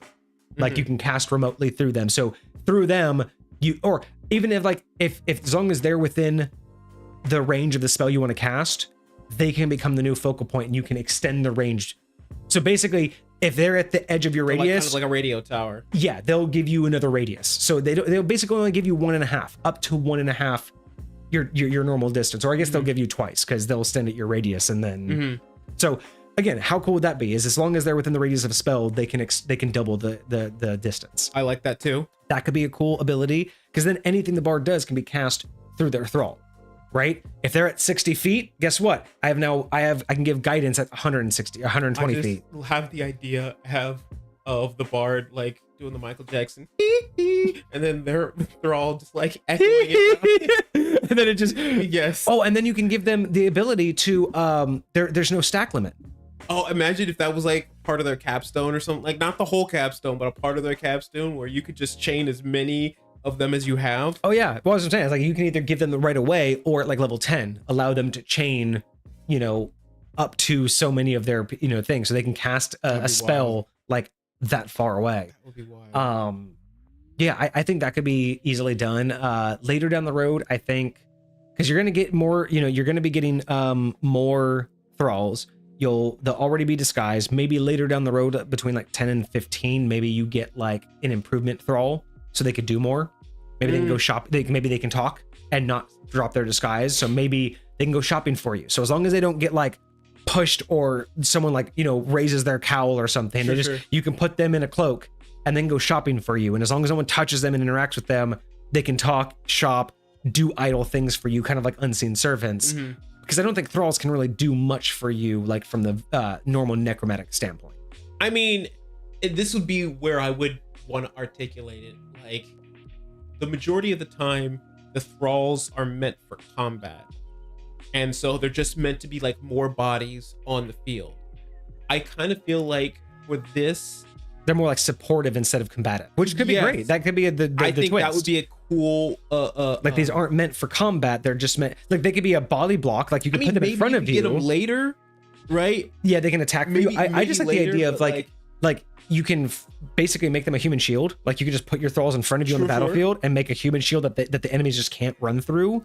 I do like the idea of we're not thinking about these as, because again, an entertainer wouldn't use these as combat. They would be bodyguards, servants. They would be entourage. Or like they're just here to use a reaction, like switch places with one if you were to get hit by an attack or something like that. Yeah, or like maybe if you have if you get surrounded by them, you could switch places with them, and then kind of like the mirror spell, right? Almost as long as no one knows which one is you, because you just put your cowl up, and now you can even just have that as like a bonus, where as long as you wear the same thing, you can just disguise yourself as one of them and then get lost in a crowd. You could, oh man, dude, can you imagine put your cowl up and then all 4 of you just walk in different directions and no one knows which one is which? Oh, that would be be so cool. That would be very cool.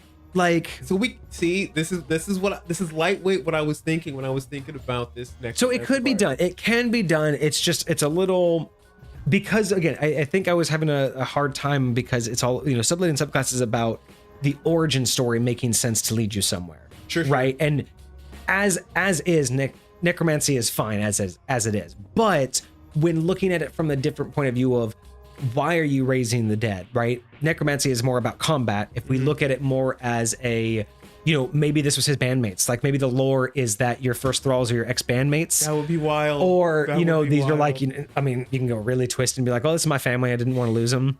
You know, it could be your enemies. Like you could make so many like different wild. things to where it's like, these are my first fans. These were my die-hard fans. You know, people who like died at my concerts. That, you know what I mean? Like there's just so much more. I like the idea of you don't make it combative, if you make it more supportive, where you can do your things through them, and then they can be somewhat defensive for you. I think that would be very cool. definitely the way to do it. So apparently I missed this. Before the 1 or 2 this or that, there was another one before that that said infinite or blood. Infinite or blood.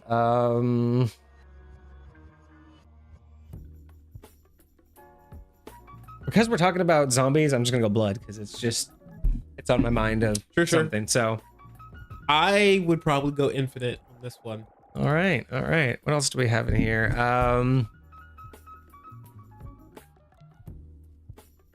The Ice King from Adventure Time.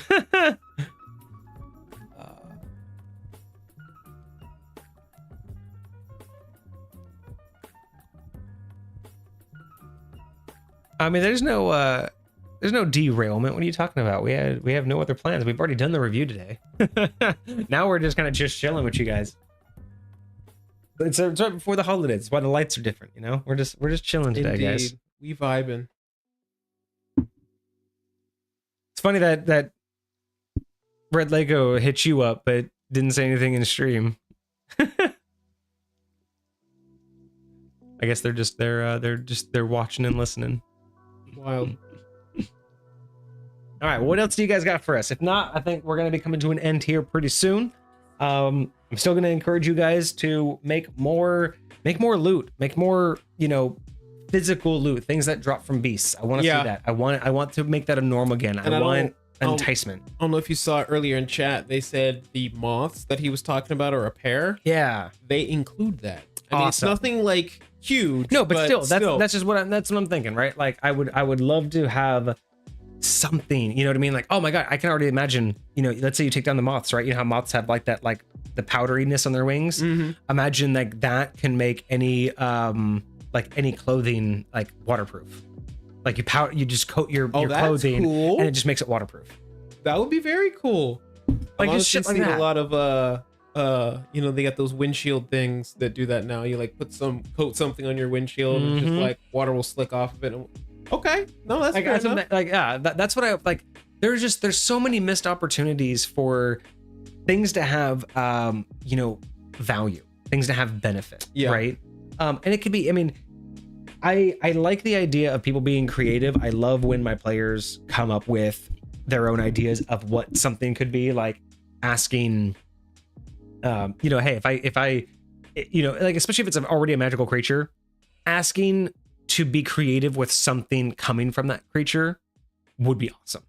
You know what I mean? Yeah. Like, you know, just being super creative and being like, hey, the skin of this creature, you know, like the skin of this snake, is it better for a armor? Like, can I put this on my clothes and not get cold more often? Or, you know, like the muscle fibers, can the muscle fibers, you know, are they more hardy if I eat them, right? Imagine like the gold mine, if you found this thing in its nest and there was a shed skin. Right? Like what could the shed skin do? You know what I mean? Like imagine what that could actually be. Wild. That would be absolutely wild. Like imagine you find out like the shed skin is like you go up to it and you interact with it and it's almost like glass. But then you find out that applying the right amount of heat can make this shed skin not only form like glass, but then it rehardens and isn't as brittle.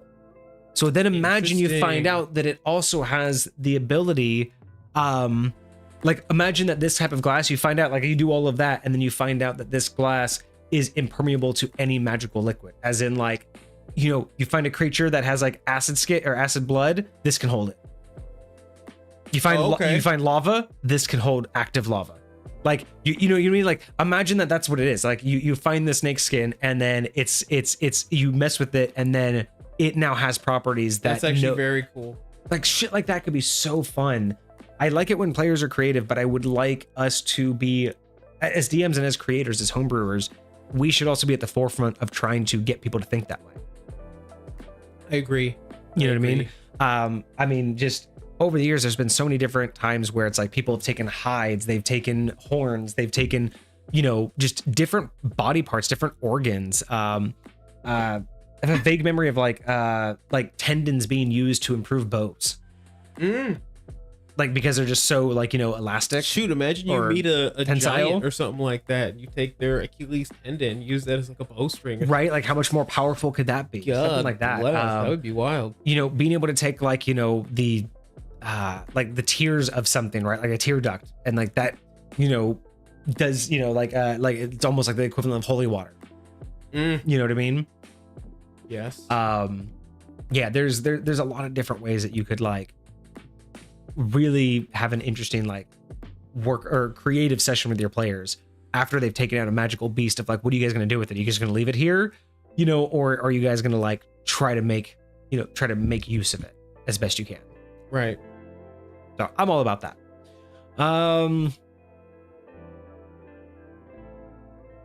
All right, Hecate has submitted those to you, so we have some submissions. What happened? Oh, Red Lego's sitting next to you. Oh, that makes sense. What about the PC build that you sent over? How do we do a PC build?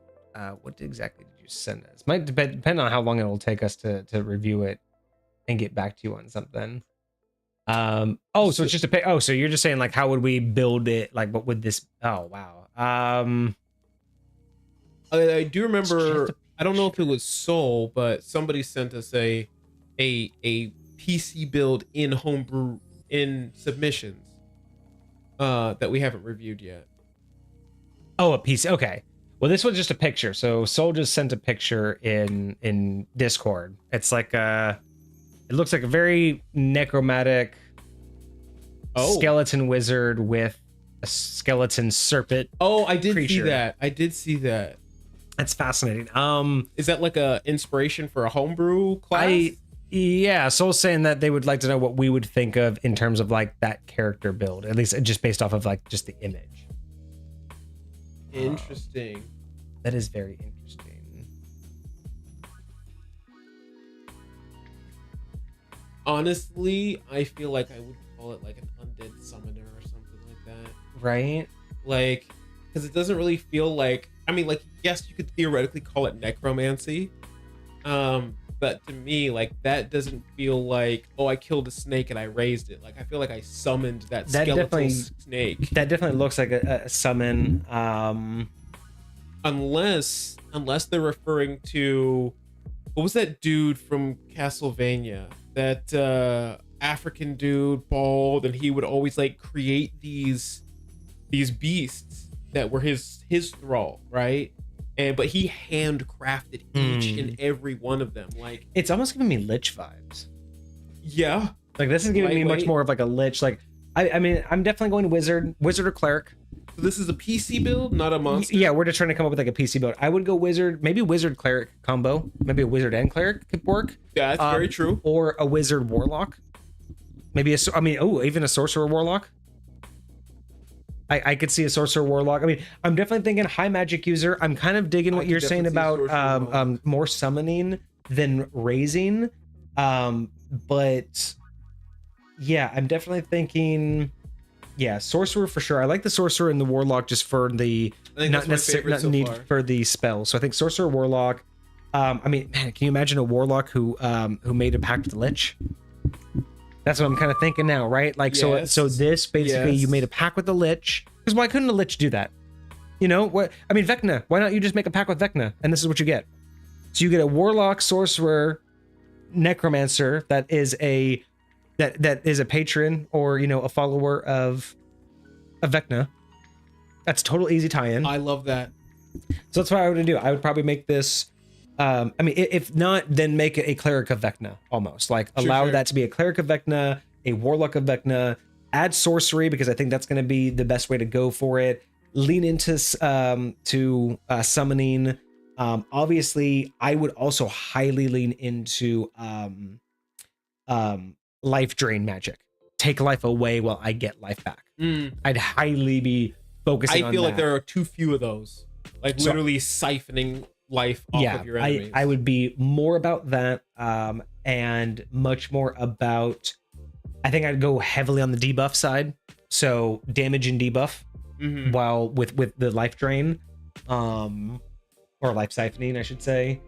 And we're not looking at a lot of weapons here, so definitely leaning on the idea of getting a familiar or some sort of permanent summon that is your primary mode of attack. And I mean, even if you could somehow justify and customize that into like your spirit weapon, like a modified version of spirit weapon where you summon this thing and this thing acts like your spirit weapon, but it's this, snake thing. Claw attacks. So I'm thinking maybe changeling, or I don't know, all off the top of my head I can't think of all of the. There are legit revenant like but I'm thinking like definitely you want a unarmed attack, you want claw bite. I'd probably add gaze attacks because those eyes just kind of give me the idea of I'd probably get some gaze spells. Yeah, so I think that's where I'm leaning. I think that's kind of the direction I would go in terms of how I would try to min-max what I'm looking at here. Is high damage, high debuff. I want to be, if I'm not damaging them, I want them to feel what I just did. So I'm thinking either damage over time, high damage, poison condition, slowing condition, a lot of AoE stuff, and any kind of like difficult terrain or poisonous gases, silence, deafening, a lot of battle, not necessarily a lot of battlefield control, but a lot of like enemy manipulation. Yeah. Definitely trying to figure out what I can do to manipulate them. How do you feel about attacking enemies like Psyche with some of the frightening visages? You could even go that direction. Just being more of like definitely more of like a frighten, or what's the other one? Like phantasmal force or whatever. Yeah, frightened, charmed, distracted. Like you can do all kinds of different ways. Especially because both Warlock and Sorcerer are charisma based. Doing things that likely would have some charisma saving throws, things like that. God, what I would love is this thing to turn into like a giant, like oversized, like staff. That would be sick. And then just like as a command word, it just becomes like again, this could be one of those things where you add in. I mean, Warlocks do have a packed weapon. That's the thing, like a packed weapon that you get from Vecna, where it's this like this snake staff, and then when you like unleash it, it just becomes like basically it acts like a spirit weapon. Warlocks also get a familiar if they choose, but you usually pick one or the other. I mean, this would be perfect to just say it is both. It can be your packed weapon as a staff, or it can be it can turn into basically a living weapon that you kind of sort of control.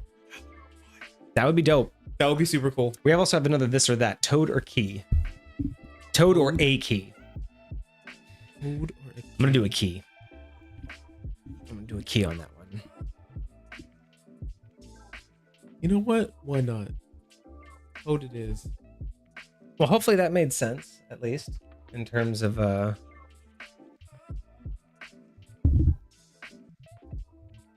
what we were thinking here. Oh, he's hanging out with me. All right. What else, chat? What else you got for us? Any other questions before we go for the holiday week? And we are out until next Friday. Not this Friday, but next Friday. Correct. Gonna be out for 2 streams. I hope you guys don't forget about us. Numbers are gonna tank. Algorithm's just gonna get lost, and they're just gonna be like, oh, they fell off. They don't exist. Bros fell off. Let them go. We do exist. All right. Well, we'll give chat just a few more minutes, and then if you all got nothing else for us, I think we will call it there, and we will break for holidays. But it's been fantastic. It's been a good deal, though. No, it's been a great year. I'm loving these submissions. I'm loving how much more we have to go. Right, that we are not shy on more of these. And I love that they're like just getting better. You know, I mean, not like better like in terms of like, but just what we're getting from people. You know, like we're getting people who complete what they're trying to do, who are trying to bring stuff to the table. We ain't getting D&D Beyond shit. Yes, yes, exactly. So it's pretty cool. It's pretty cool. I'm excited for what the new year's gonna bring. I'm excited for Soul's submission that's coming up. So Hecate's right. We do have a lot ahead of us with trying to review new rule sets too over time. Oh yeah. I have a feeling that what we were talking about is moving forward with the history of episodes, we'll definitely be having to add in the new 2024 rule sets. But we also talked about potentially going back on some old episodes and doing some pickup times where we just kind of look at what we didn't cover already. Because there's already some history ofs that we've already covered, but we didn't cover 2024. So it'll be interesting to go back and maybe look at what those ones change and add to those episodes somehow. So we'll figure that out. When are we going to run a Discord campaign session? That is hopefully next year. I'm waiting for the tavern to be complete, because a lot of my D&D plans are just riding on that project being complete. Because once I'm able to run IRL games a little bit more smoothly, and just again in general, that will get me back into the ability to run a online game for everybody. So yes, next year is the plan. 2025, we will have some High Point gaming, either in the Discord or on stream. I'm actually thinking about just reigniting the Orc campaign and just moving forward with that one, because everything's already fleshed out. I have 2 towns ready to go, 2 different servers ready for groups. And what I was going to do originally is the whole point was each server was meant to be a different location that you could travel between. And your character would be kicked out of one server and join the other server. And that's where your character is. So you don't have access to anything. Because you're not actually able to see anything that's going on because you're not there anymore. Exactly. That would be the whole point, is you don't get to figure out what happened until you come back. So I do still have both of those servers and all of the lore is ready to go. So, that's actually pretty cool. And the more that Avery gets updated with 2024, it's like we won't even have to worry about it. And that entire campaign is set in 5th edition. So I don't have to do anything. That's true. That's very true. And as long as you and Vixie are still interested in picking up your characters, I mean, granted, that was, that whole thing was designed for, our New Zealand friend, but all of the Easter eggs are meant for you and Vixie. So I'm here for that. It's not like you both wouldn't be able to pick up your characters again and kick it right off. Yeah. The biggest thing would be, though, is to figure out how people are interested, because while it's a lot more labor intensive and some people aren't interested because they only want to like sit down and game and then leave and then come back to sit down and game. One of the things I loved starting out with that is how text-based we started.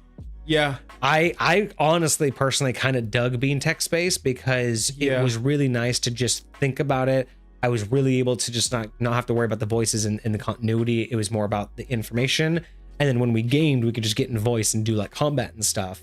But I really thought that there was a lot more role play when we were text-based. There's a lot more like interplay. I loved the role play that we had, the text-based role play that we would have. And I loved almost sometimes the freedom that like you can even role play when you're offline. Like you don't like, even if I send a message and nobody else is online, you can come back to and reply to it later. Like we can and the different rooms, the different channels that you guys could do different things. So even when I wasn't online, you guys weren't unable to play.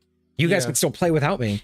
And then when you guys decided what to actually do when it was time to move the campaign forward, even a lot of the shops were automated, which was cool. The shops were automated. Some of the activities were automated, and just your guys' ability to set stuff up, because I could just check in on the chat later, right? So, I really miss that. I just don't know how appealing that is to a lot of people, playing in text space. I think a lot more people are just used to voices, and that's nice and all, but the text space is really nice to just pick up and put down. So I don't know. I'd probably try to do a hybrid depending on who wants to participate in that. It's hard because if a lot of people are, I guess really the text space isn't really like moving the story around as much unless we're doing combat, but that's the downside, right? Is usually with combat, I wanted everyone online. Like, hey, if we're doing combat, like don't take more than like 2 minutes to do your turn. Yeah. But it could be one of those things where it's like if people didn't want to do the text space because of how much you can do, offline, some people could fall behind if they were only ever doing their pickup stuff when we actually all like got in voice chat. Yeah. Like all, you know, like all of the shopping and all of that stuff. Like some people could get way ahead if you're doing all of that without that. So I don't know. I am going to open those back up next year. It just depends upon to what extent and how I'm going to run those. But I do want to run some high point for you guys, both on stream with Kage and Vixie, as well as with you guys in Discord. Think for the campaign, we should have access to homebrew submissions to use in it. Probably not, because the difficulty of getting those to work cleanly with Every is not easy. It's been so long since we've even looked at that coding. I will have to look. I don't know how, because I know that you can customize it, but there are templates like you have in D&D Beyond to basically put creatures in there, like create homebrew creatures, create homebrew spells and stuff like that. So it's possible, but depending upon what mechanics the homebrew creatures are asking for, it might not be built in. Like a lot of the standard things, like giving somebody like grapple mechanic, like those resistance standard things are fine, but like we wouldn't be able to use the permafrost condition. We wouldn't be able to use... I mean, you would basically put a note and then you'd have to remember it and then you'd have to apply it. Yeah. The other thing though is if we were going to do that soul, it would only be 10 out of 10s would be acceptable. Obviously, because you're putting it in high point. Because those belong in high point. Anything that didn't get a 10 out of 10 wouldn't belong in high point. So not only do I not want to do the work, but it would also contradict the whole point. But but if it got a 10 out of 10, it would be available. That is true. Yeah.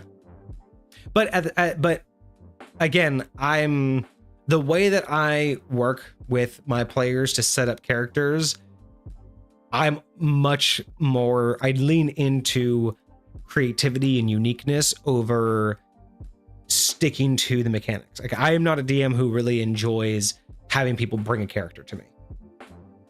Like I know that's not really. Oh no, I know that's a hot take. I know that that's not really a popular opinion, at least for a lot of DMs that I know, but or that I've played out there with. But I'm just really not a fan of it. I'm not a fan of someone just showing up and being like, oh, I have a character, don't worry about it. Like, no, I'm gonna worry about it. I'm gonna worry about it more than you worried about it. Believe me. Yeah. I have so much that I'm going to add in that the players who just want to just have a character and they don't want any interaction with me. It's like, well, not only do I just not trust it, for obvious reasons, but it's also like, so you don't want to be involved in the world. You just want to do these things that you've planned. Because unfortunately, that's how I kind of see it is when when people make those characters, they've already planned out what they're going to do with it. Like they've already built the character. If you've built the character, but you don't know the campaign, you don't know, like if you haven't set up with the DM, then you didn't build the character for any other reason than, oh, here's a combo that I am going to do. Here's a spell that I am going to get off. Here is the exact 3 rounds that I like.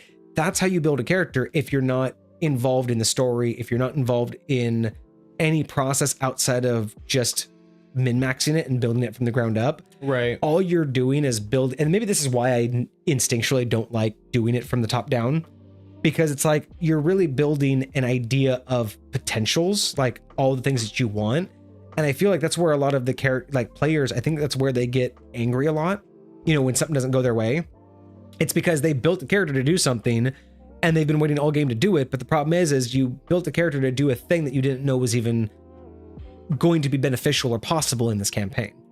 Right. You know what I mean? Like you could have thought about this great combo, but then you're going to get mad at your DM for not giving you the creature that combo works on. Yeah. Like if you make a cleric that's all about fighting undead, but you don't tell your DM that, and then you go through the entire game fighting holy angels, you're going to be mad. You're going to be like, this is stupid. I haven't come across one dead, if we had come across undead, I'd be able to do this amazing combo, blah, blah, blah. And it's like, yeah, but the campaign's not about undead. So why'd you build it?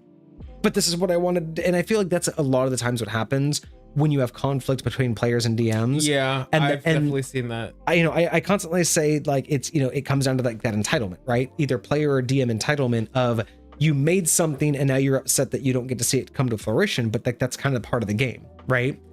It's the same reason of like, yeah, your character could die. You shouldn't get too upset if your character does die, but you also like shouldn't not care and just, you shouldn't just come with like 50 character sheets just ready to let them just die every second. Right. So you want to care, you want to act like you're trying to, but recognize that the possibility does exist. Yeah, don't storm out of the gaming group because your character died, but don't hope your character died because you have 5 other characters you want to play in this gaming session. And again, that's okay if you are that way. It's not my preferred, but you know, I find it that when players bring a character, my biggest concern is A, it's not going to fit the story or the scenery, and B, I'm concerned because I question what the intentions are. You know, if you bring a character completely, you know, unconnected, the intentions aren't for the greater story. They're for like personal gain and personal benefit, right? They're just for I want to look cool, and I've already planned out when and how I'm going to do that.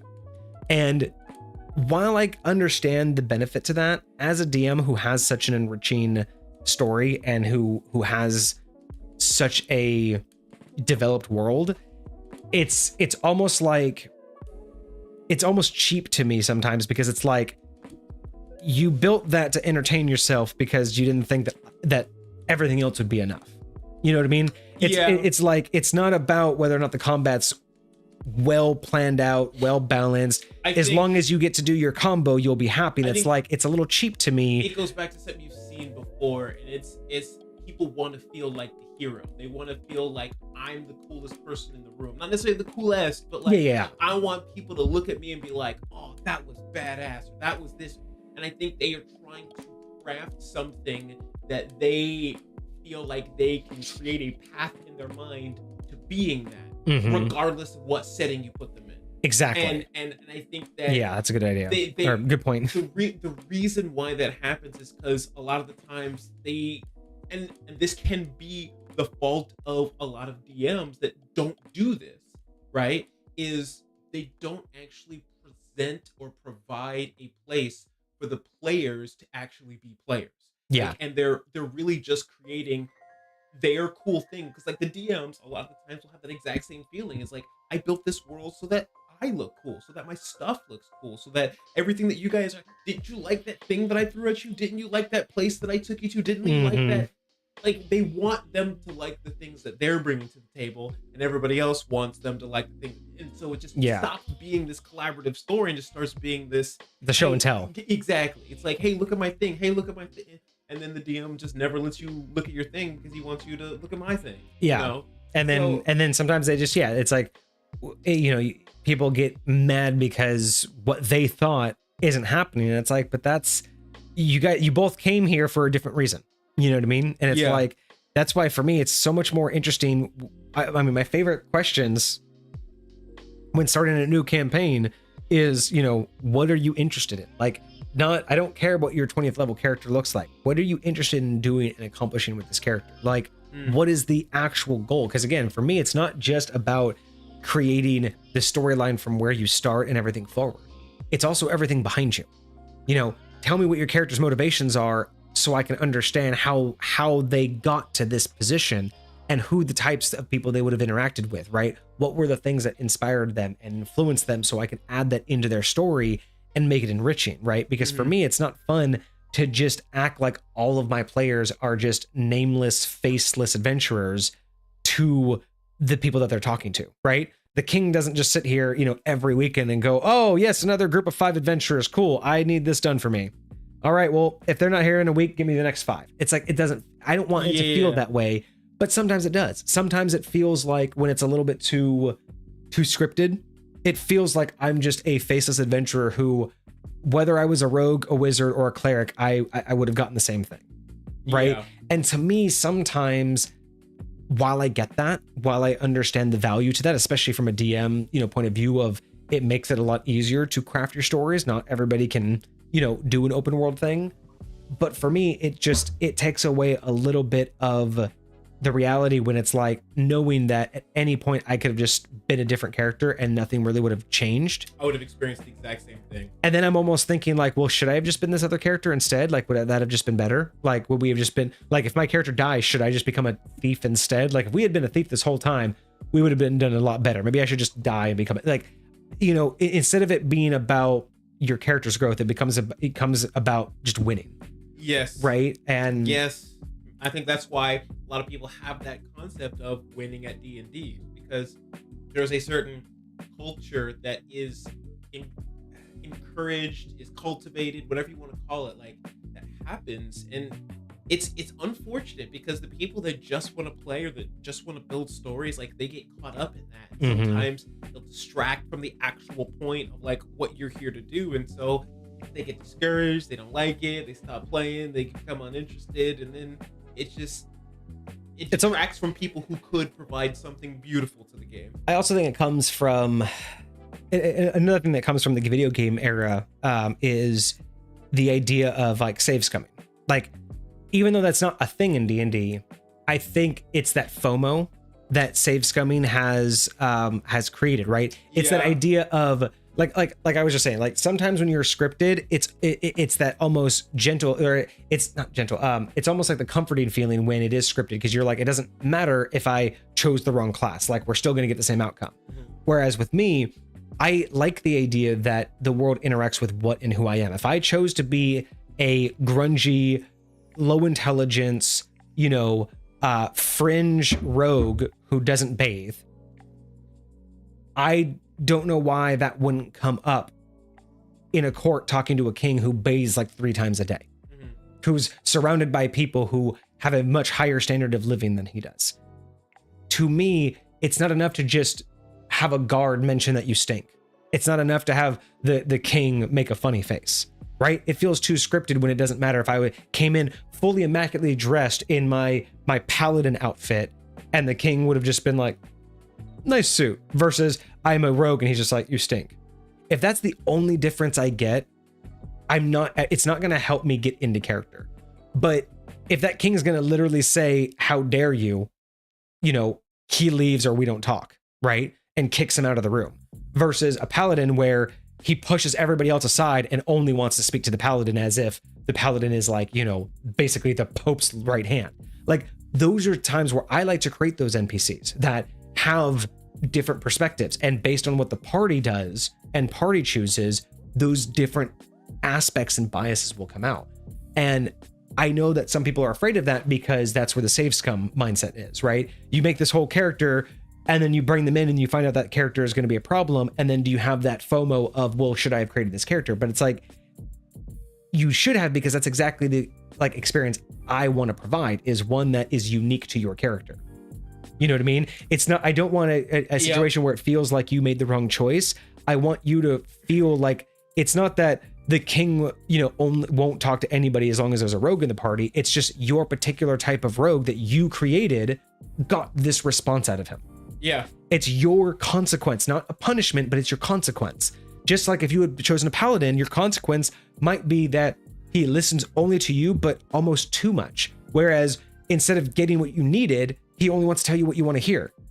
I could easily do that with the same person. So while as you may have been kicked out of the room as a rogue and not get to be part of the conversation or add in anything, even though you have all the info, alternatively, you could have been the paladin and the king could have ignored your entire party and only wanted to talk to you. And unless he heard it from you, ignored everything. And if you're not charismatic paladin, maybe you couldn't get the information. Maybe you said something wrong and he's like, oh, maybe the whole point was to get the location of a treasure, and you made the wrong mistake and talked about like, yeah, we're always about treasure, right? Just like killing dragons. Dragons, yes, you know what? You're absolutely right.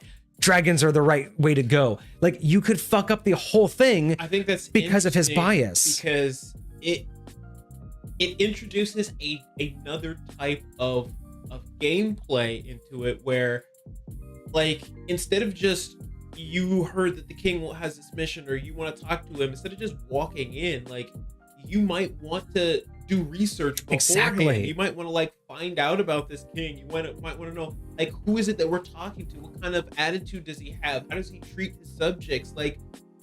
And these are things that are options, not necessarily required, but sure, optional. And those are the things that make, I think, more enrichingness. Again, not doing them has consequences. Right? True. So if in the situation you provided, if the paladin doesn't go in there knowing anything and he just has to answer based upon the knowledge that's in his head, and this is the only meeting that you guys are going to get, if you don't give the paladin that information beforehand and the rogue who does have it all got kicked out, and again, You don't care. No. But if you talk to a couple advisors, a couple guards, and you just hear, if you spend a little bit of time researching, and you'll find out he's a zealot. He is just overly infatuated with the church of your paladin. And any representative is basically acting king. If you walk as far as you could tell him to do XYZ and he will do it. Right. And of course the paladin won't do it because the paladin's lawful good and would never do anything evil. Right. But again, that could be a unique party dynamic.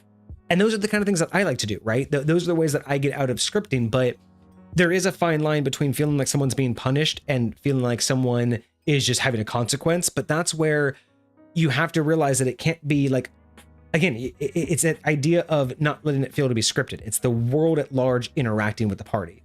And you have to make the world feel like it's interacting to them. Like, again, a dirty rogue who is about to go talk to that king would probably get a couple eyes. He would probably have an advisor stop him and be like, you really shouldn't enter there. Like, thank you for the cheers. Oh, what's up? Hecate with the cheers. Thank you so much. Appreciate you. Epic. But you know what I mean? It's like, I want to, like, I would enrich that to the point to where it's like, there's obviously enough clues to let you guys know that there's something about this that's going to happen.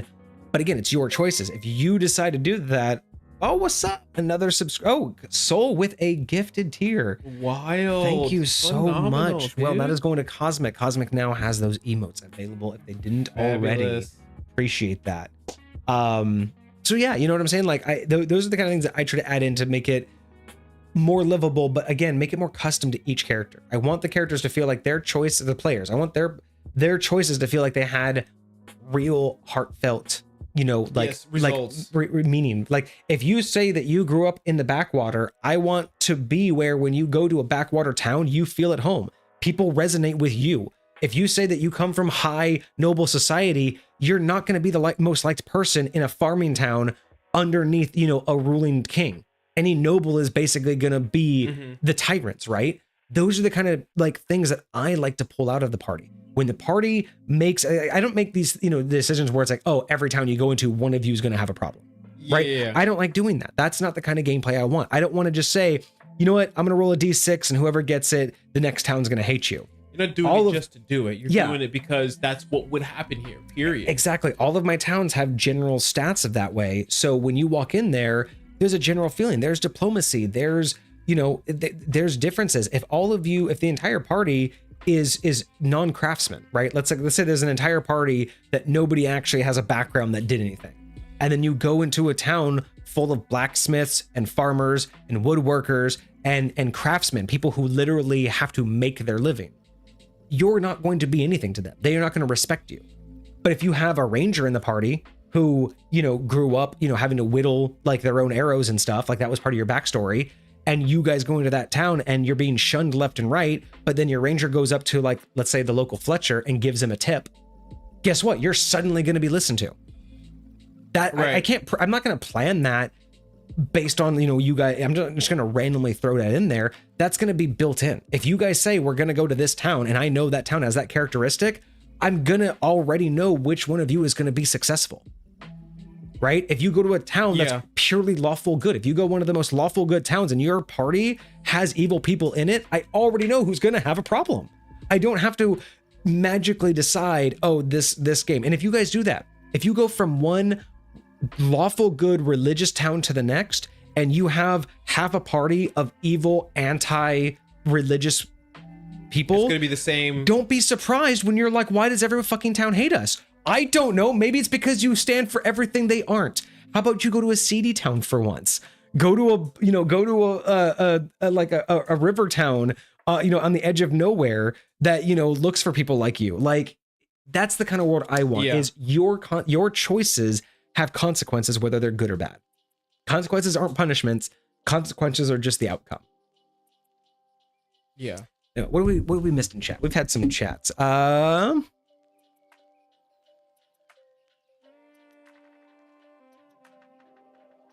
So using high points to create NPCs in your world based on y'all. Interesting. Yes, I like that. I'm gonna chew on that. Maybe that'll be 100,000 channel point. 100,000 XP. Is it XP or high points?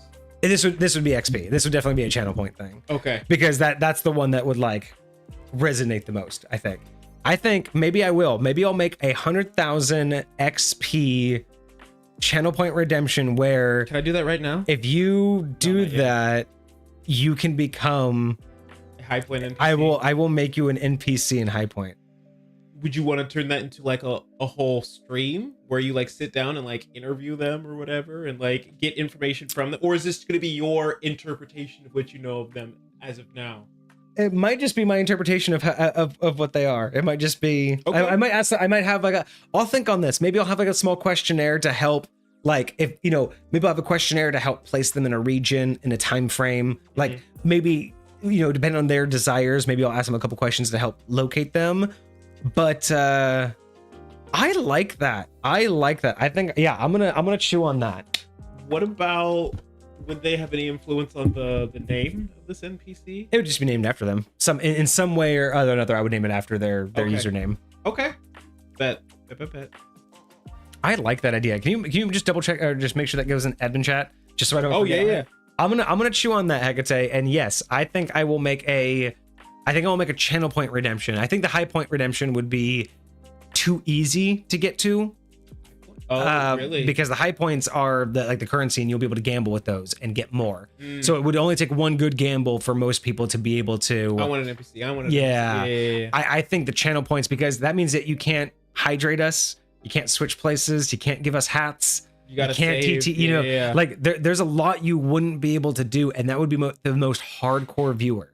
Like that would be someone who's just been every episode watching us from the beginning. That is who would deserve it. 100,000 channel points would be it would be a lot though. Someone would have to like grind for days. You have 50,000? Almost. Wow. Okay, I like that though. I think we're gonna do this. I will have to. You can't be spending my stuff when we switch places if we're doing this. Right? He's gonna be like, I'm spending all of your points. You don't get this. I almost spent points earlier, but I didn't. It's fine. It's like, I don't mind. I mean, I can give you as many as you want. Well, no, I can't give you those actually. Let's see what else is going on in chat. Yes, you continued the stream for another 30 minutes. That is all y'all's doing. Keep doing that. That's when we got those bits. They got really excited about it. What about for a Cineverse NPC? How could they become a Cineverse NPC? If I'm gonna charge them channel points for mine, what do they got to do to get into the Cineverse? Hold on, let me write this note for you while I chew on that. Hecate's at 47k. 47? And Soul's at 30k, so y'all are like halfway there. I don't know. What I'll have to do is I'll have to recalculate how often channel points go out, and then I'll have to do some calculations to figure out how long you'd have to watch. If someone at 0 sat down and watched us, and assuming twice a week, I'm gonna have to judge how long would someone have to do that without interacting at all, without ever spending channel points.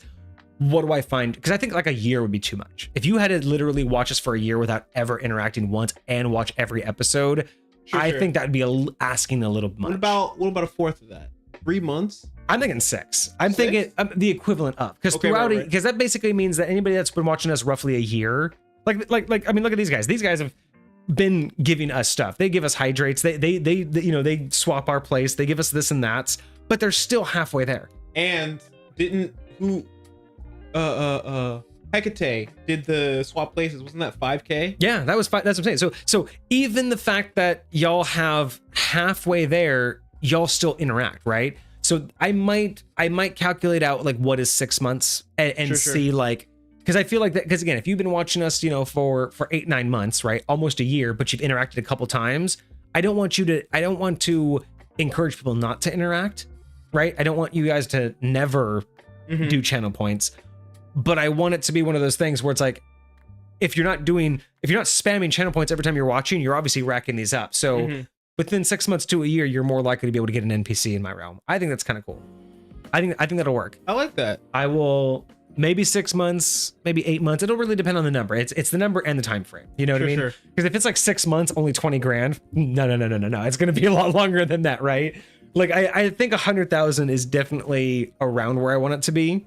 Because I mean, think about this. Like Sol and Hecate, they've been around long enough. They've interacted long enough. Like I even if they're at 50,000, like I feel like okay, they can go a little bit longer, but at the same time, I don't know how much because they've been around for a while. Sure. So maybe that might be a little bit too much.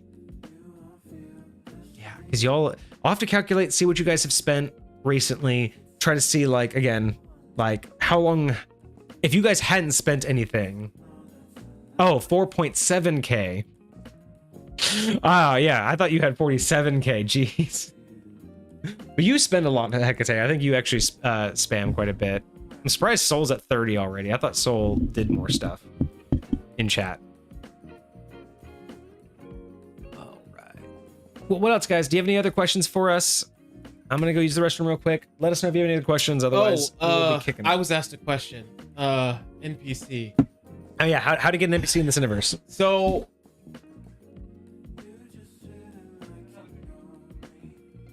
it's hard for me because of how NPCs come about in my realm. What I would call named NPCs. Like I got plenty of shopkeeps, I got plenty of randos here and there. But a Cineverse NPC, like to me, that's gonna be a staple. That means that's gonna be a character that I bring to my players intentionally. That is gonna be somebody that's giving them missions that they run into that's gonna save their life someday. Something like that. Like that, those are NPCs that I will sit down and I will spend time on to hash out who they are, what they are, why they exist here.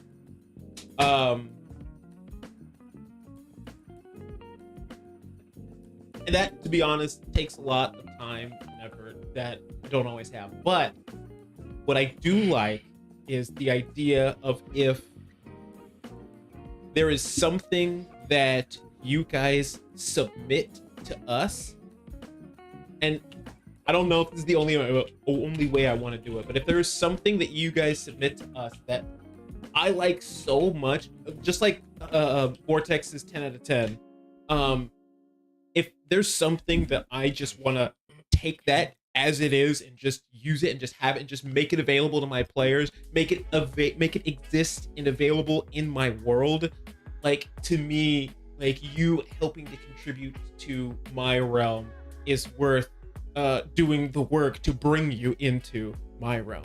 Like that's so would you say that if you find a homebrew,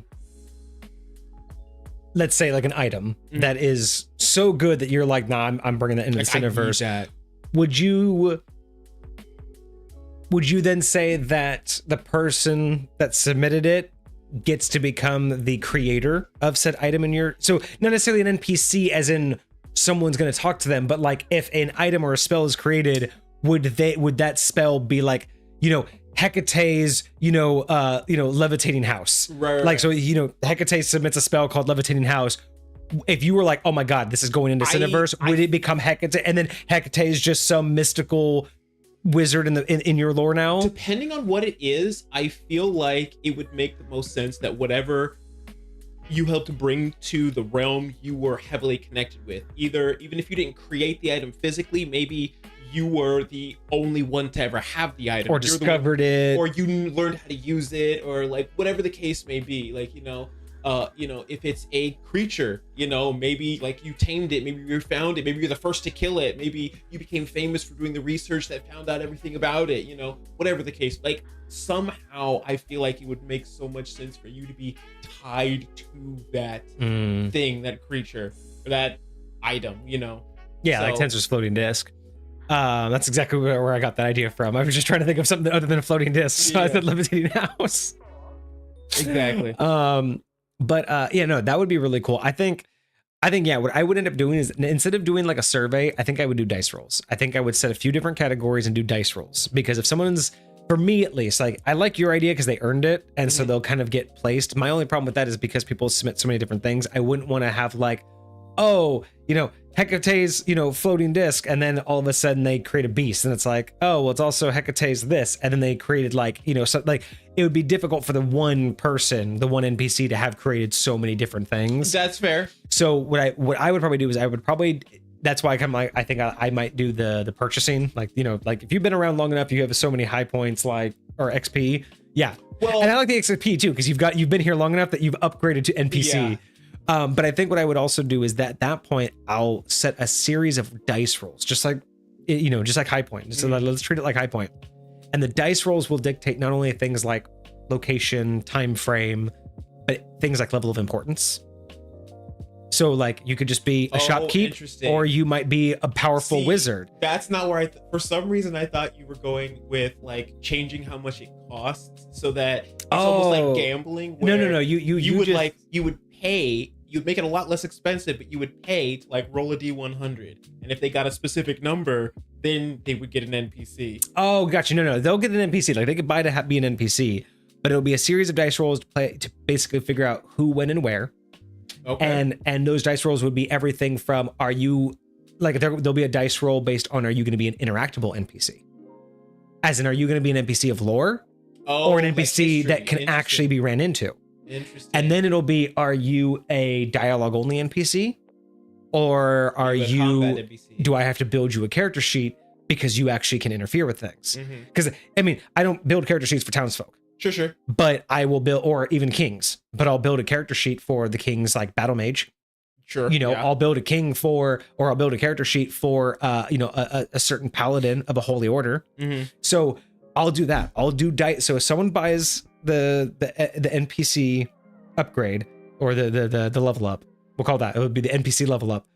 If they want to level up and use XP to do that, I will have a series of dice rolls, and it will not only dictate when and where your NPC will be placed, but it'll be a series of level of importance, what type of interaction players can have, even frequency. Maybe you'll even have a 1 out of 100 chance to be a very frequent character, which means maybe there'll be a place. Yeah. So yeah, I'll do that. I'll make it a series of dice rolls in true high point fashion. It'll be a series of dice rolls to categorize what type of NPC you are, and I'll even do a write-up, kind of like how we did the pop culture builds. We'll even do a write-up, anything from as simple as name, location, and details, all the way up to the full character sheet I make for it.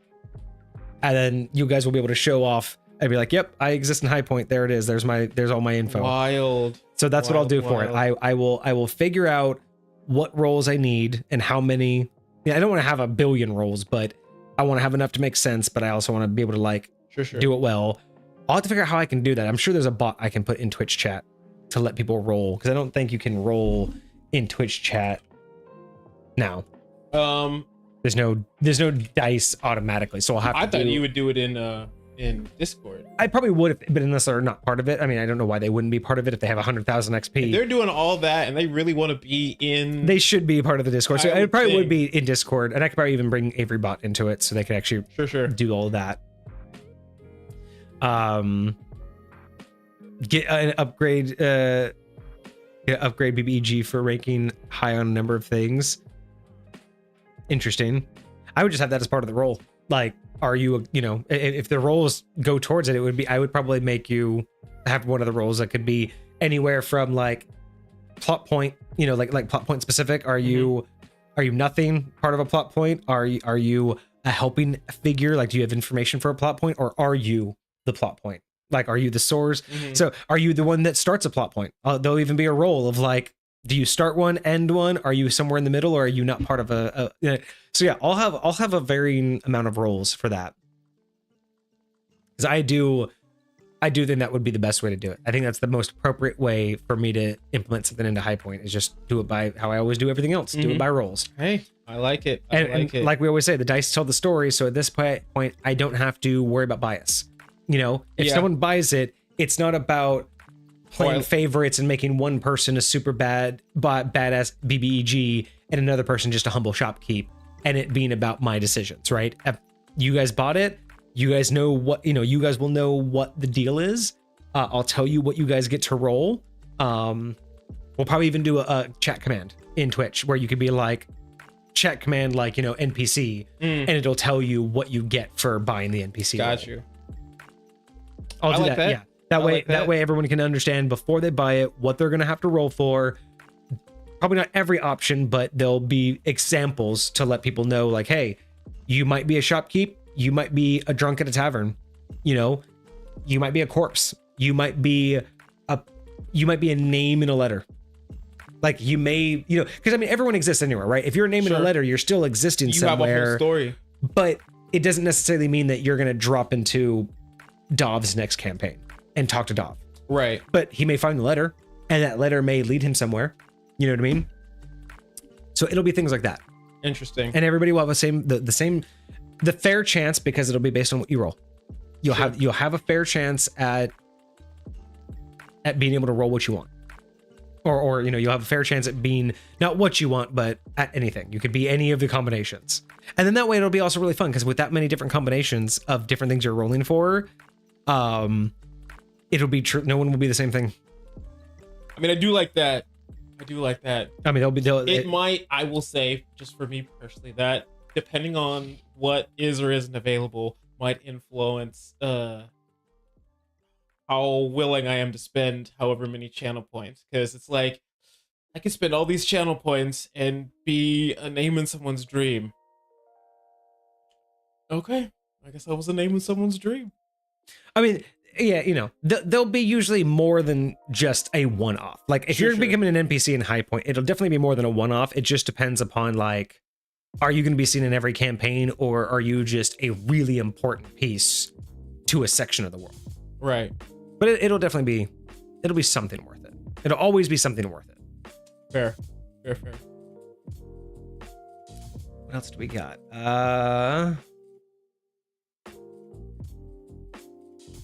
Yeah, I do think most of your points went to the extra stream, Hecate. You definitely helped us buy those extra streams. Oh, yeah. You became a shopkeeper in Big Dungeons campaign? That's awesome. Wild. That's fantastic. That's amazing. Oh, it would be so great. I think what I would definitely have to do, though, is no matter what, if somebody did become an NPC and then eventually did game in High Point, I'd have to guarantee that they ran into it themselves. Like, I'd almost have to. You know what I mean? It'd almost be unfair to not let them run into themselves somehow. I can't game myself at least one time. Would you ever let them run their own NPC? Probably not, simply because what's difficult about that is continuity. Fair.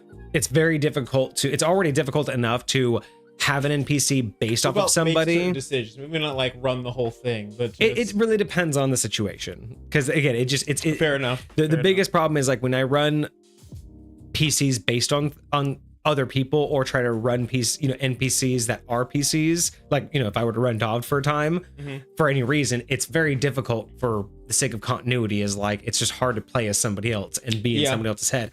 I know the types of things that Dov would do and the types of ways he would think, but I honestly don't know how to play Dov, right? Like, I could make very well educated decisions and guesses that I would assume based off things like alignment or, you know, situationalness. I could probably give a pretty good guess, but in things for reasons like motivations, I wouldn't be able to do. Like, I could tell you what choice he might make, but why and where he would take it after that are where it starts to get dicey. How he might feel about it. Exactly, right? What he might say. Like choices are easier than decisions, if that makes more sense. I don't know if that makes any sense. I like the distinction. Yes. There you go. Choices are easier than decisions when you're playing somebody else's character.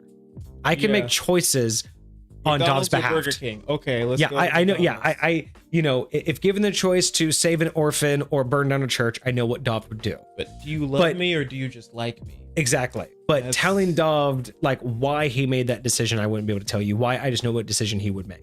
I know what choice he would make. I don't know what decision he had. Because again, that's the thing, right? You make a decision to choose a choice. I know what choice you'll choose, but I don't know what made you make that decision. Interesting. So that's a good way to put it. Choices are easier than decisions when playing someone else. Your Torty Barbarian opened up a bioluminescent shop with a BOGO deal. There's a catch. Arm wrestle my character to get the second item free. I like that. I like that a lot.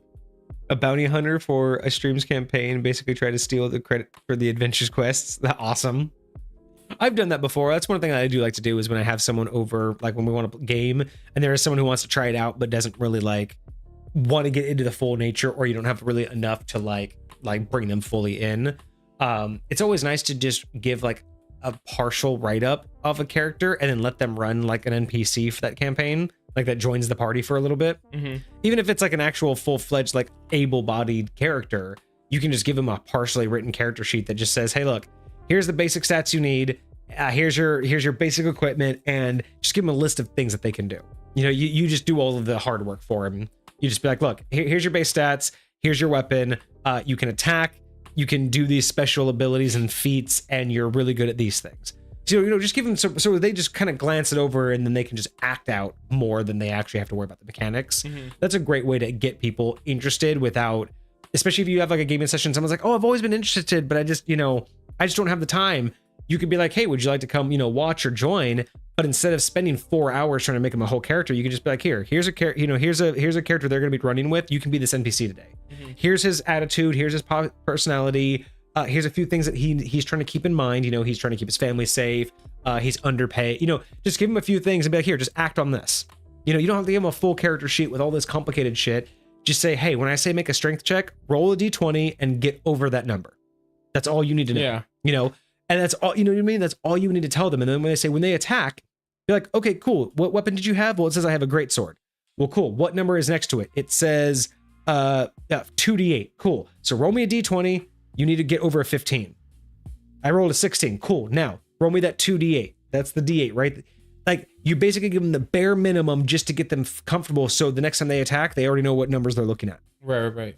Like, well, it says I have a bow. Does that mean I can shoot somebody? Be like, yes, it does. Oh, well, it says 2d4. So I roll my, d20, be like, yep, this time you need to get over a 14. Okay, I got a 15. Cool. So I roll 2d4.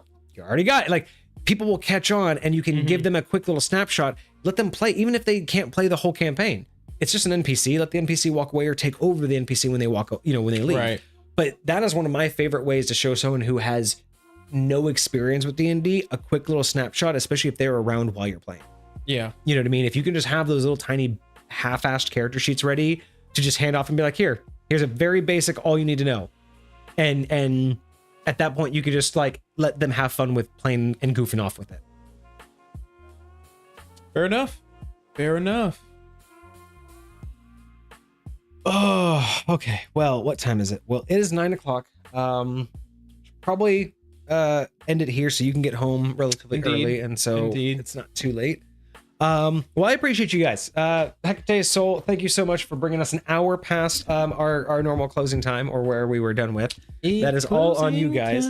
So thank you guys so much for hanging out with us, keeping us company. We will be off this coming Friday and next Monday, as I will be on a boat, don't you ever forget.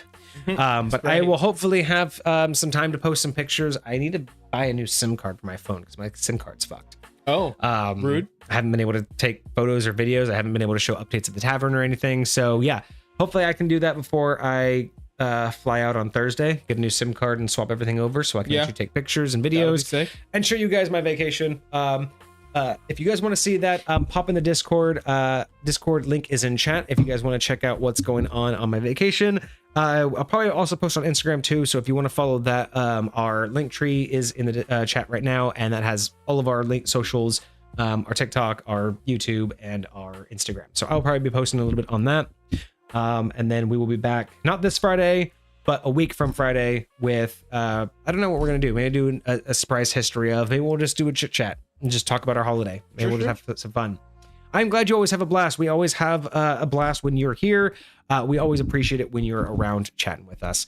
Kage, since I may be streaming on and off before and after my holiday, what about you? What is your streaming schedule right now, or do you have a streaming schedule? So schedule wise, I'm chunky enough for about one day, right? And it's not going to be every week. It'll probably be every other week or something like that. But I do intend to stream tomorrow. Tuesdays are going to be my day. So if I'm ever doing one of my programming streams, it's going to be on a Tuesday. And one of the things that you and I talked about last time is upcoming this first stream, just to kind of test it out, see how it goes, see how I flow with actually trying to do something while I'm on stream, just to see if it even works. I'm going to be working on building our own branding for our homebrew. Nice. Right. So I'm gonna try and see if I can find a template that we can use. Find a format to present it. All of the different styles or types of things that we've had submitted to us are likely going to need their own template. I'm going to need a creature template. I'm going to need an item template. I'm going to need a race template. I'm going to need a subclass template. I'm going to need a full class template. Like all of the things. Like our pop culture build will probably need its own template. Our the walkthrough guide, or the what we call it, exactly. So you have the full build, and then we have the subletting. No. When we do the like the pop culture build, right? The full build, and then the it's not quite the walkthrough, but there's like a guide. I forget what we called it. Damn it! I have it written down somewhere. I'll have to find it. But yeah. So like all of those we'll need. Fortunately, I have a lot of like the base formatting that I've used in Goblin Notebook up until this point, so it's not like I'm gonna be starting from scratch with all of these things. But it's just, how do I want to make it look for us? How do I want us to be able to present it, to be able to, and then color schemes and all of that. Make it more of our branding. If you want to send me any like color numbers that you know of that you really like, if you've ever looked at color numbers like that. I have, but I don't keep them. Yeah, I don't keep them, but yeah, I'll have to look, and we'll have to figure out what makes sense for Misfit Gamer Studios, because I haven't really finalized the branding there. And if anybody is ever in chat, like, give me some ideas at the very least to present and show. Oh yeah. I had some old drafts that I used, but none of them really worked out as well as I intended. So it's a big work in progress. Very much so. So I'm hoping. I genuinely think what I'm going to end up needing to do is find a way to build my own theme, because that's going to be the biggest thing. Formatting is like only half the battle. The biggest thing is, how do I change the colors of things? How do I get things to look the way I want it to look? And so Obsidian is awesome because they have so many community submitted stuff, and it's just somebody who knew the appropriate code, and all you're doing is downloading the code that they have, and it's just a folder that sits on your computer. It's not a program you really install. It just lets it know what to make it look like. And if I can understand how to adjust those things, change those things, all of that, then I feel like we should be good. So that's what I'm going to try and work on tomorrow. I will likely... All right, Soul, take it easy. Have a good night. Shalom, we will Soul. see you. We'll see you when we get back. Go follow. He said that he followed you. So awesome. Yeah, go check out Kage tomorrow if he's on. 5 o'clock is when I'll try. 5 p.m. Pacific Standard Time. We'll see if I can get there. Go follow the channel. All right, well, we're going to head out of here. You guys have a fantastic rest of your week. I hope everybody has well, it's not quite the holidays yet. I'm going on holiday. So I hope you all have a great rest of your week, normal week. 100%. I hope you guys have a fantastic weekend. But yeah, if you guys see either of us online, always stop by, say hi. We always love to have that chat with you guys. But anyway, hope you guys have a wonderful night. That's going to be us for today. And until the 20th. So we'll be offline until the 20th. Don't forget about us. Chat with us in Discord. Until then, cheers, y'all.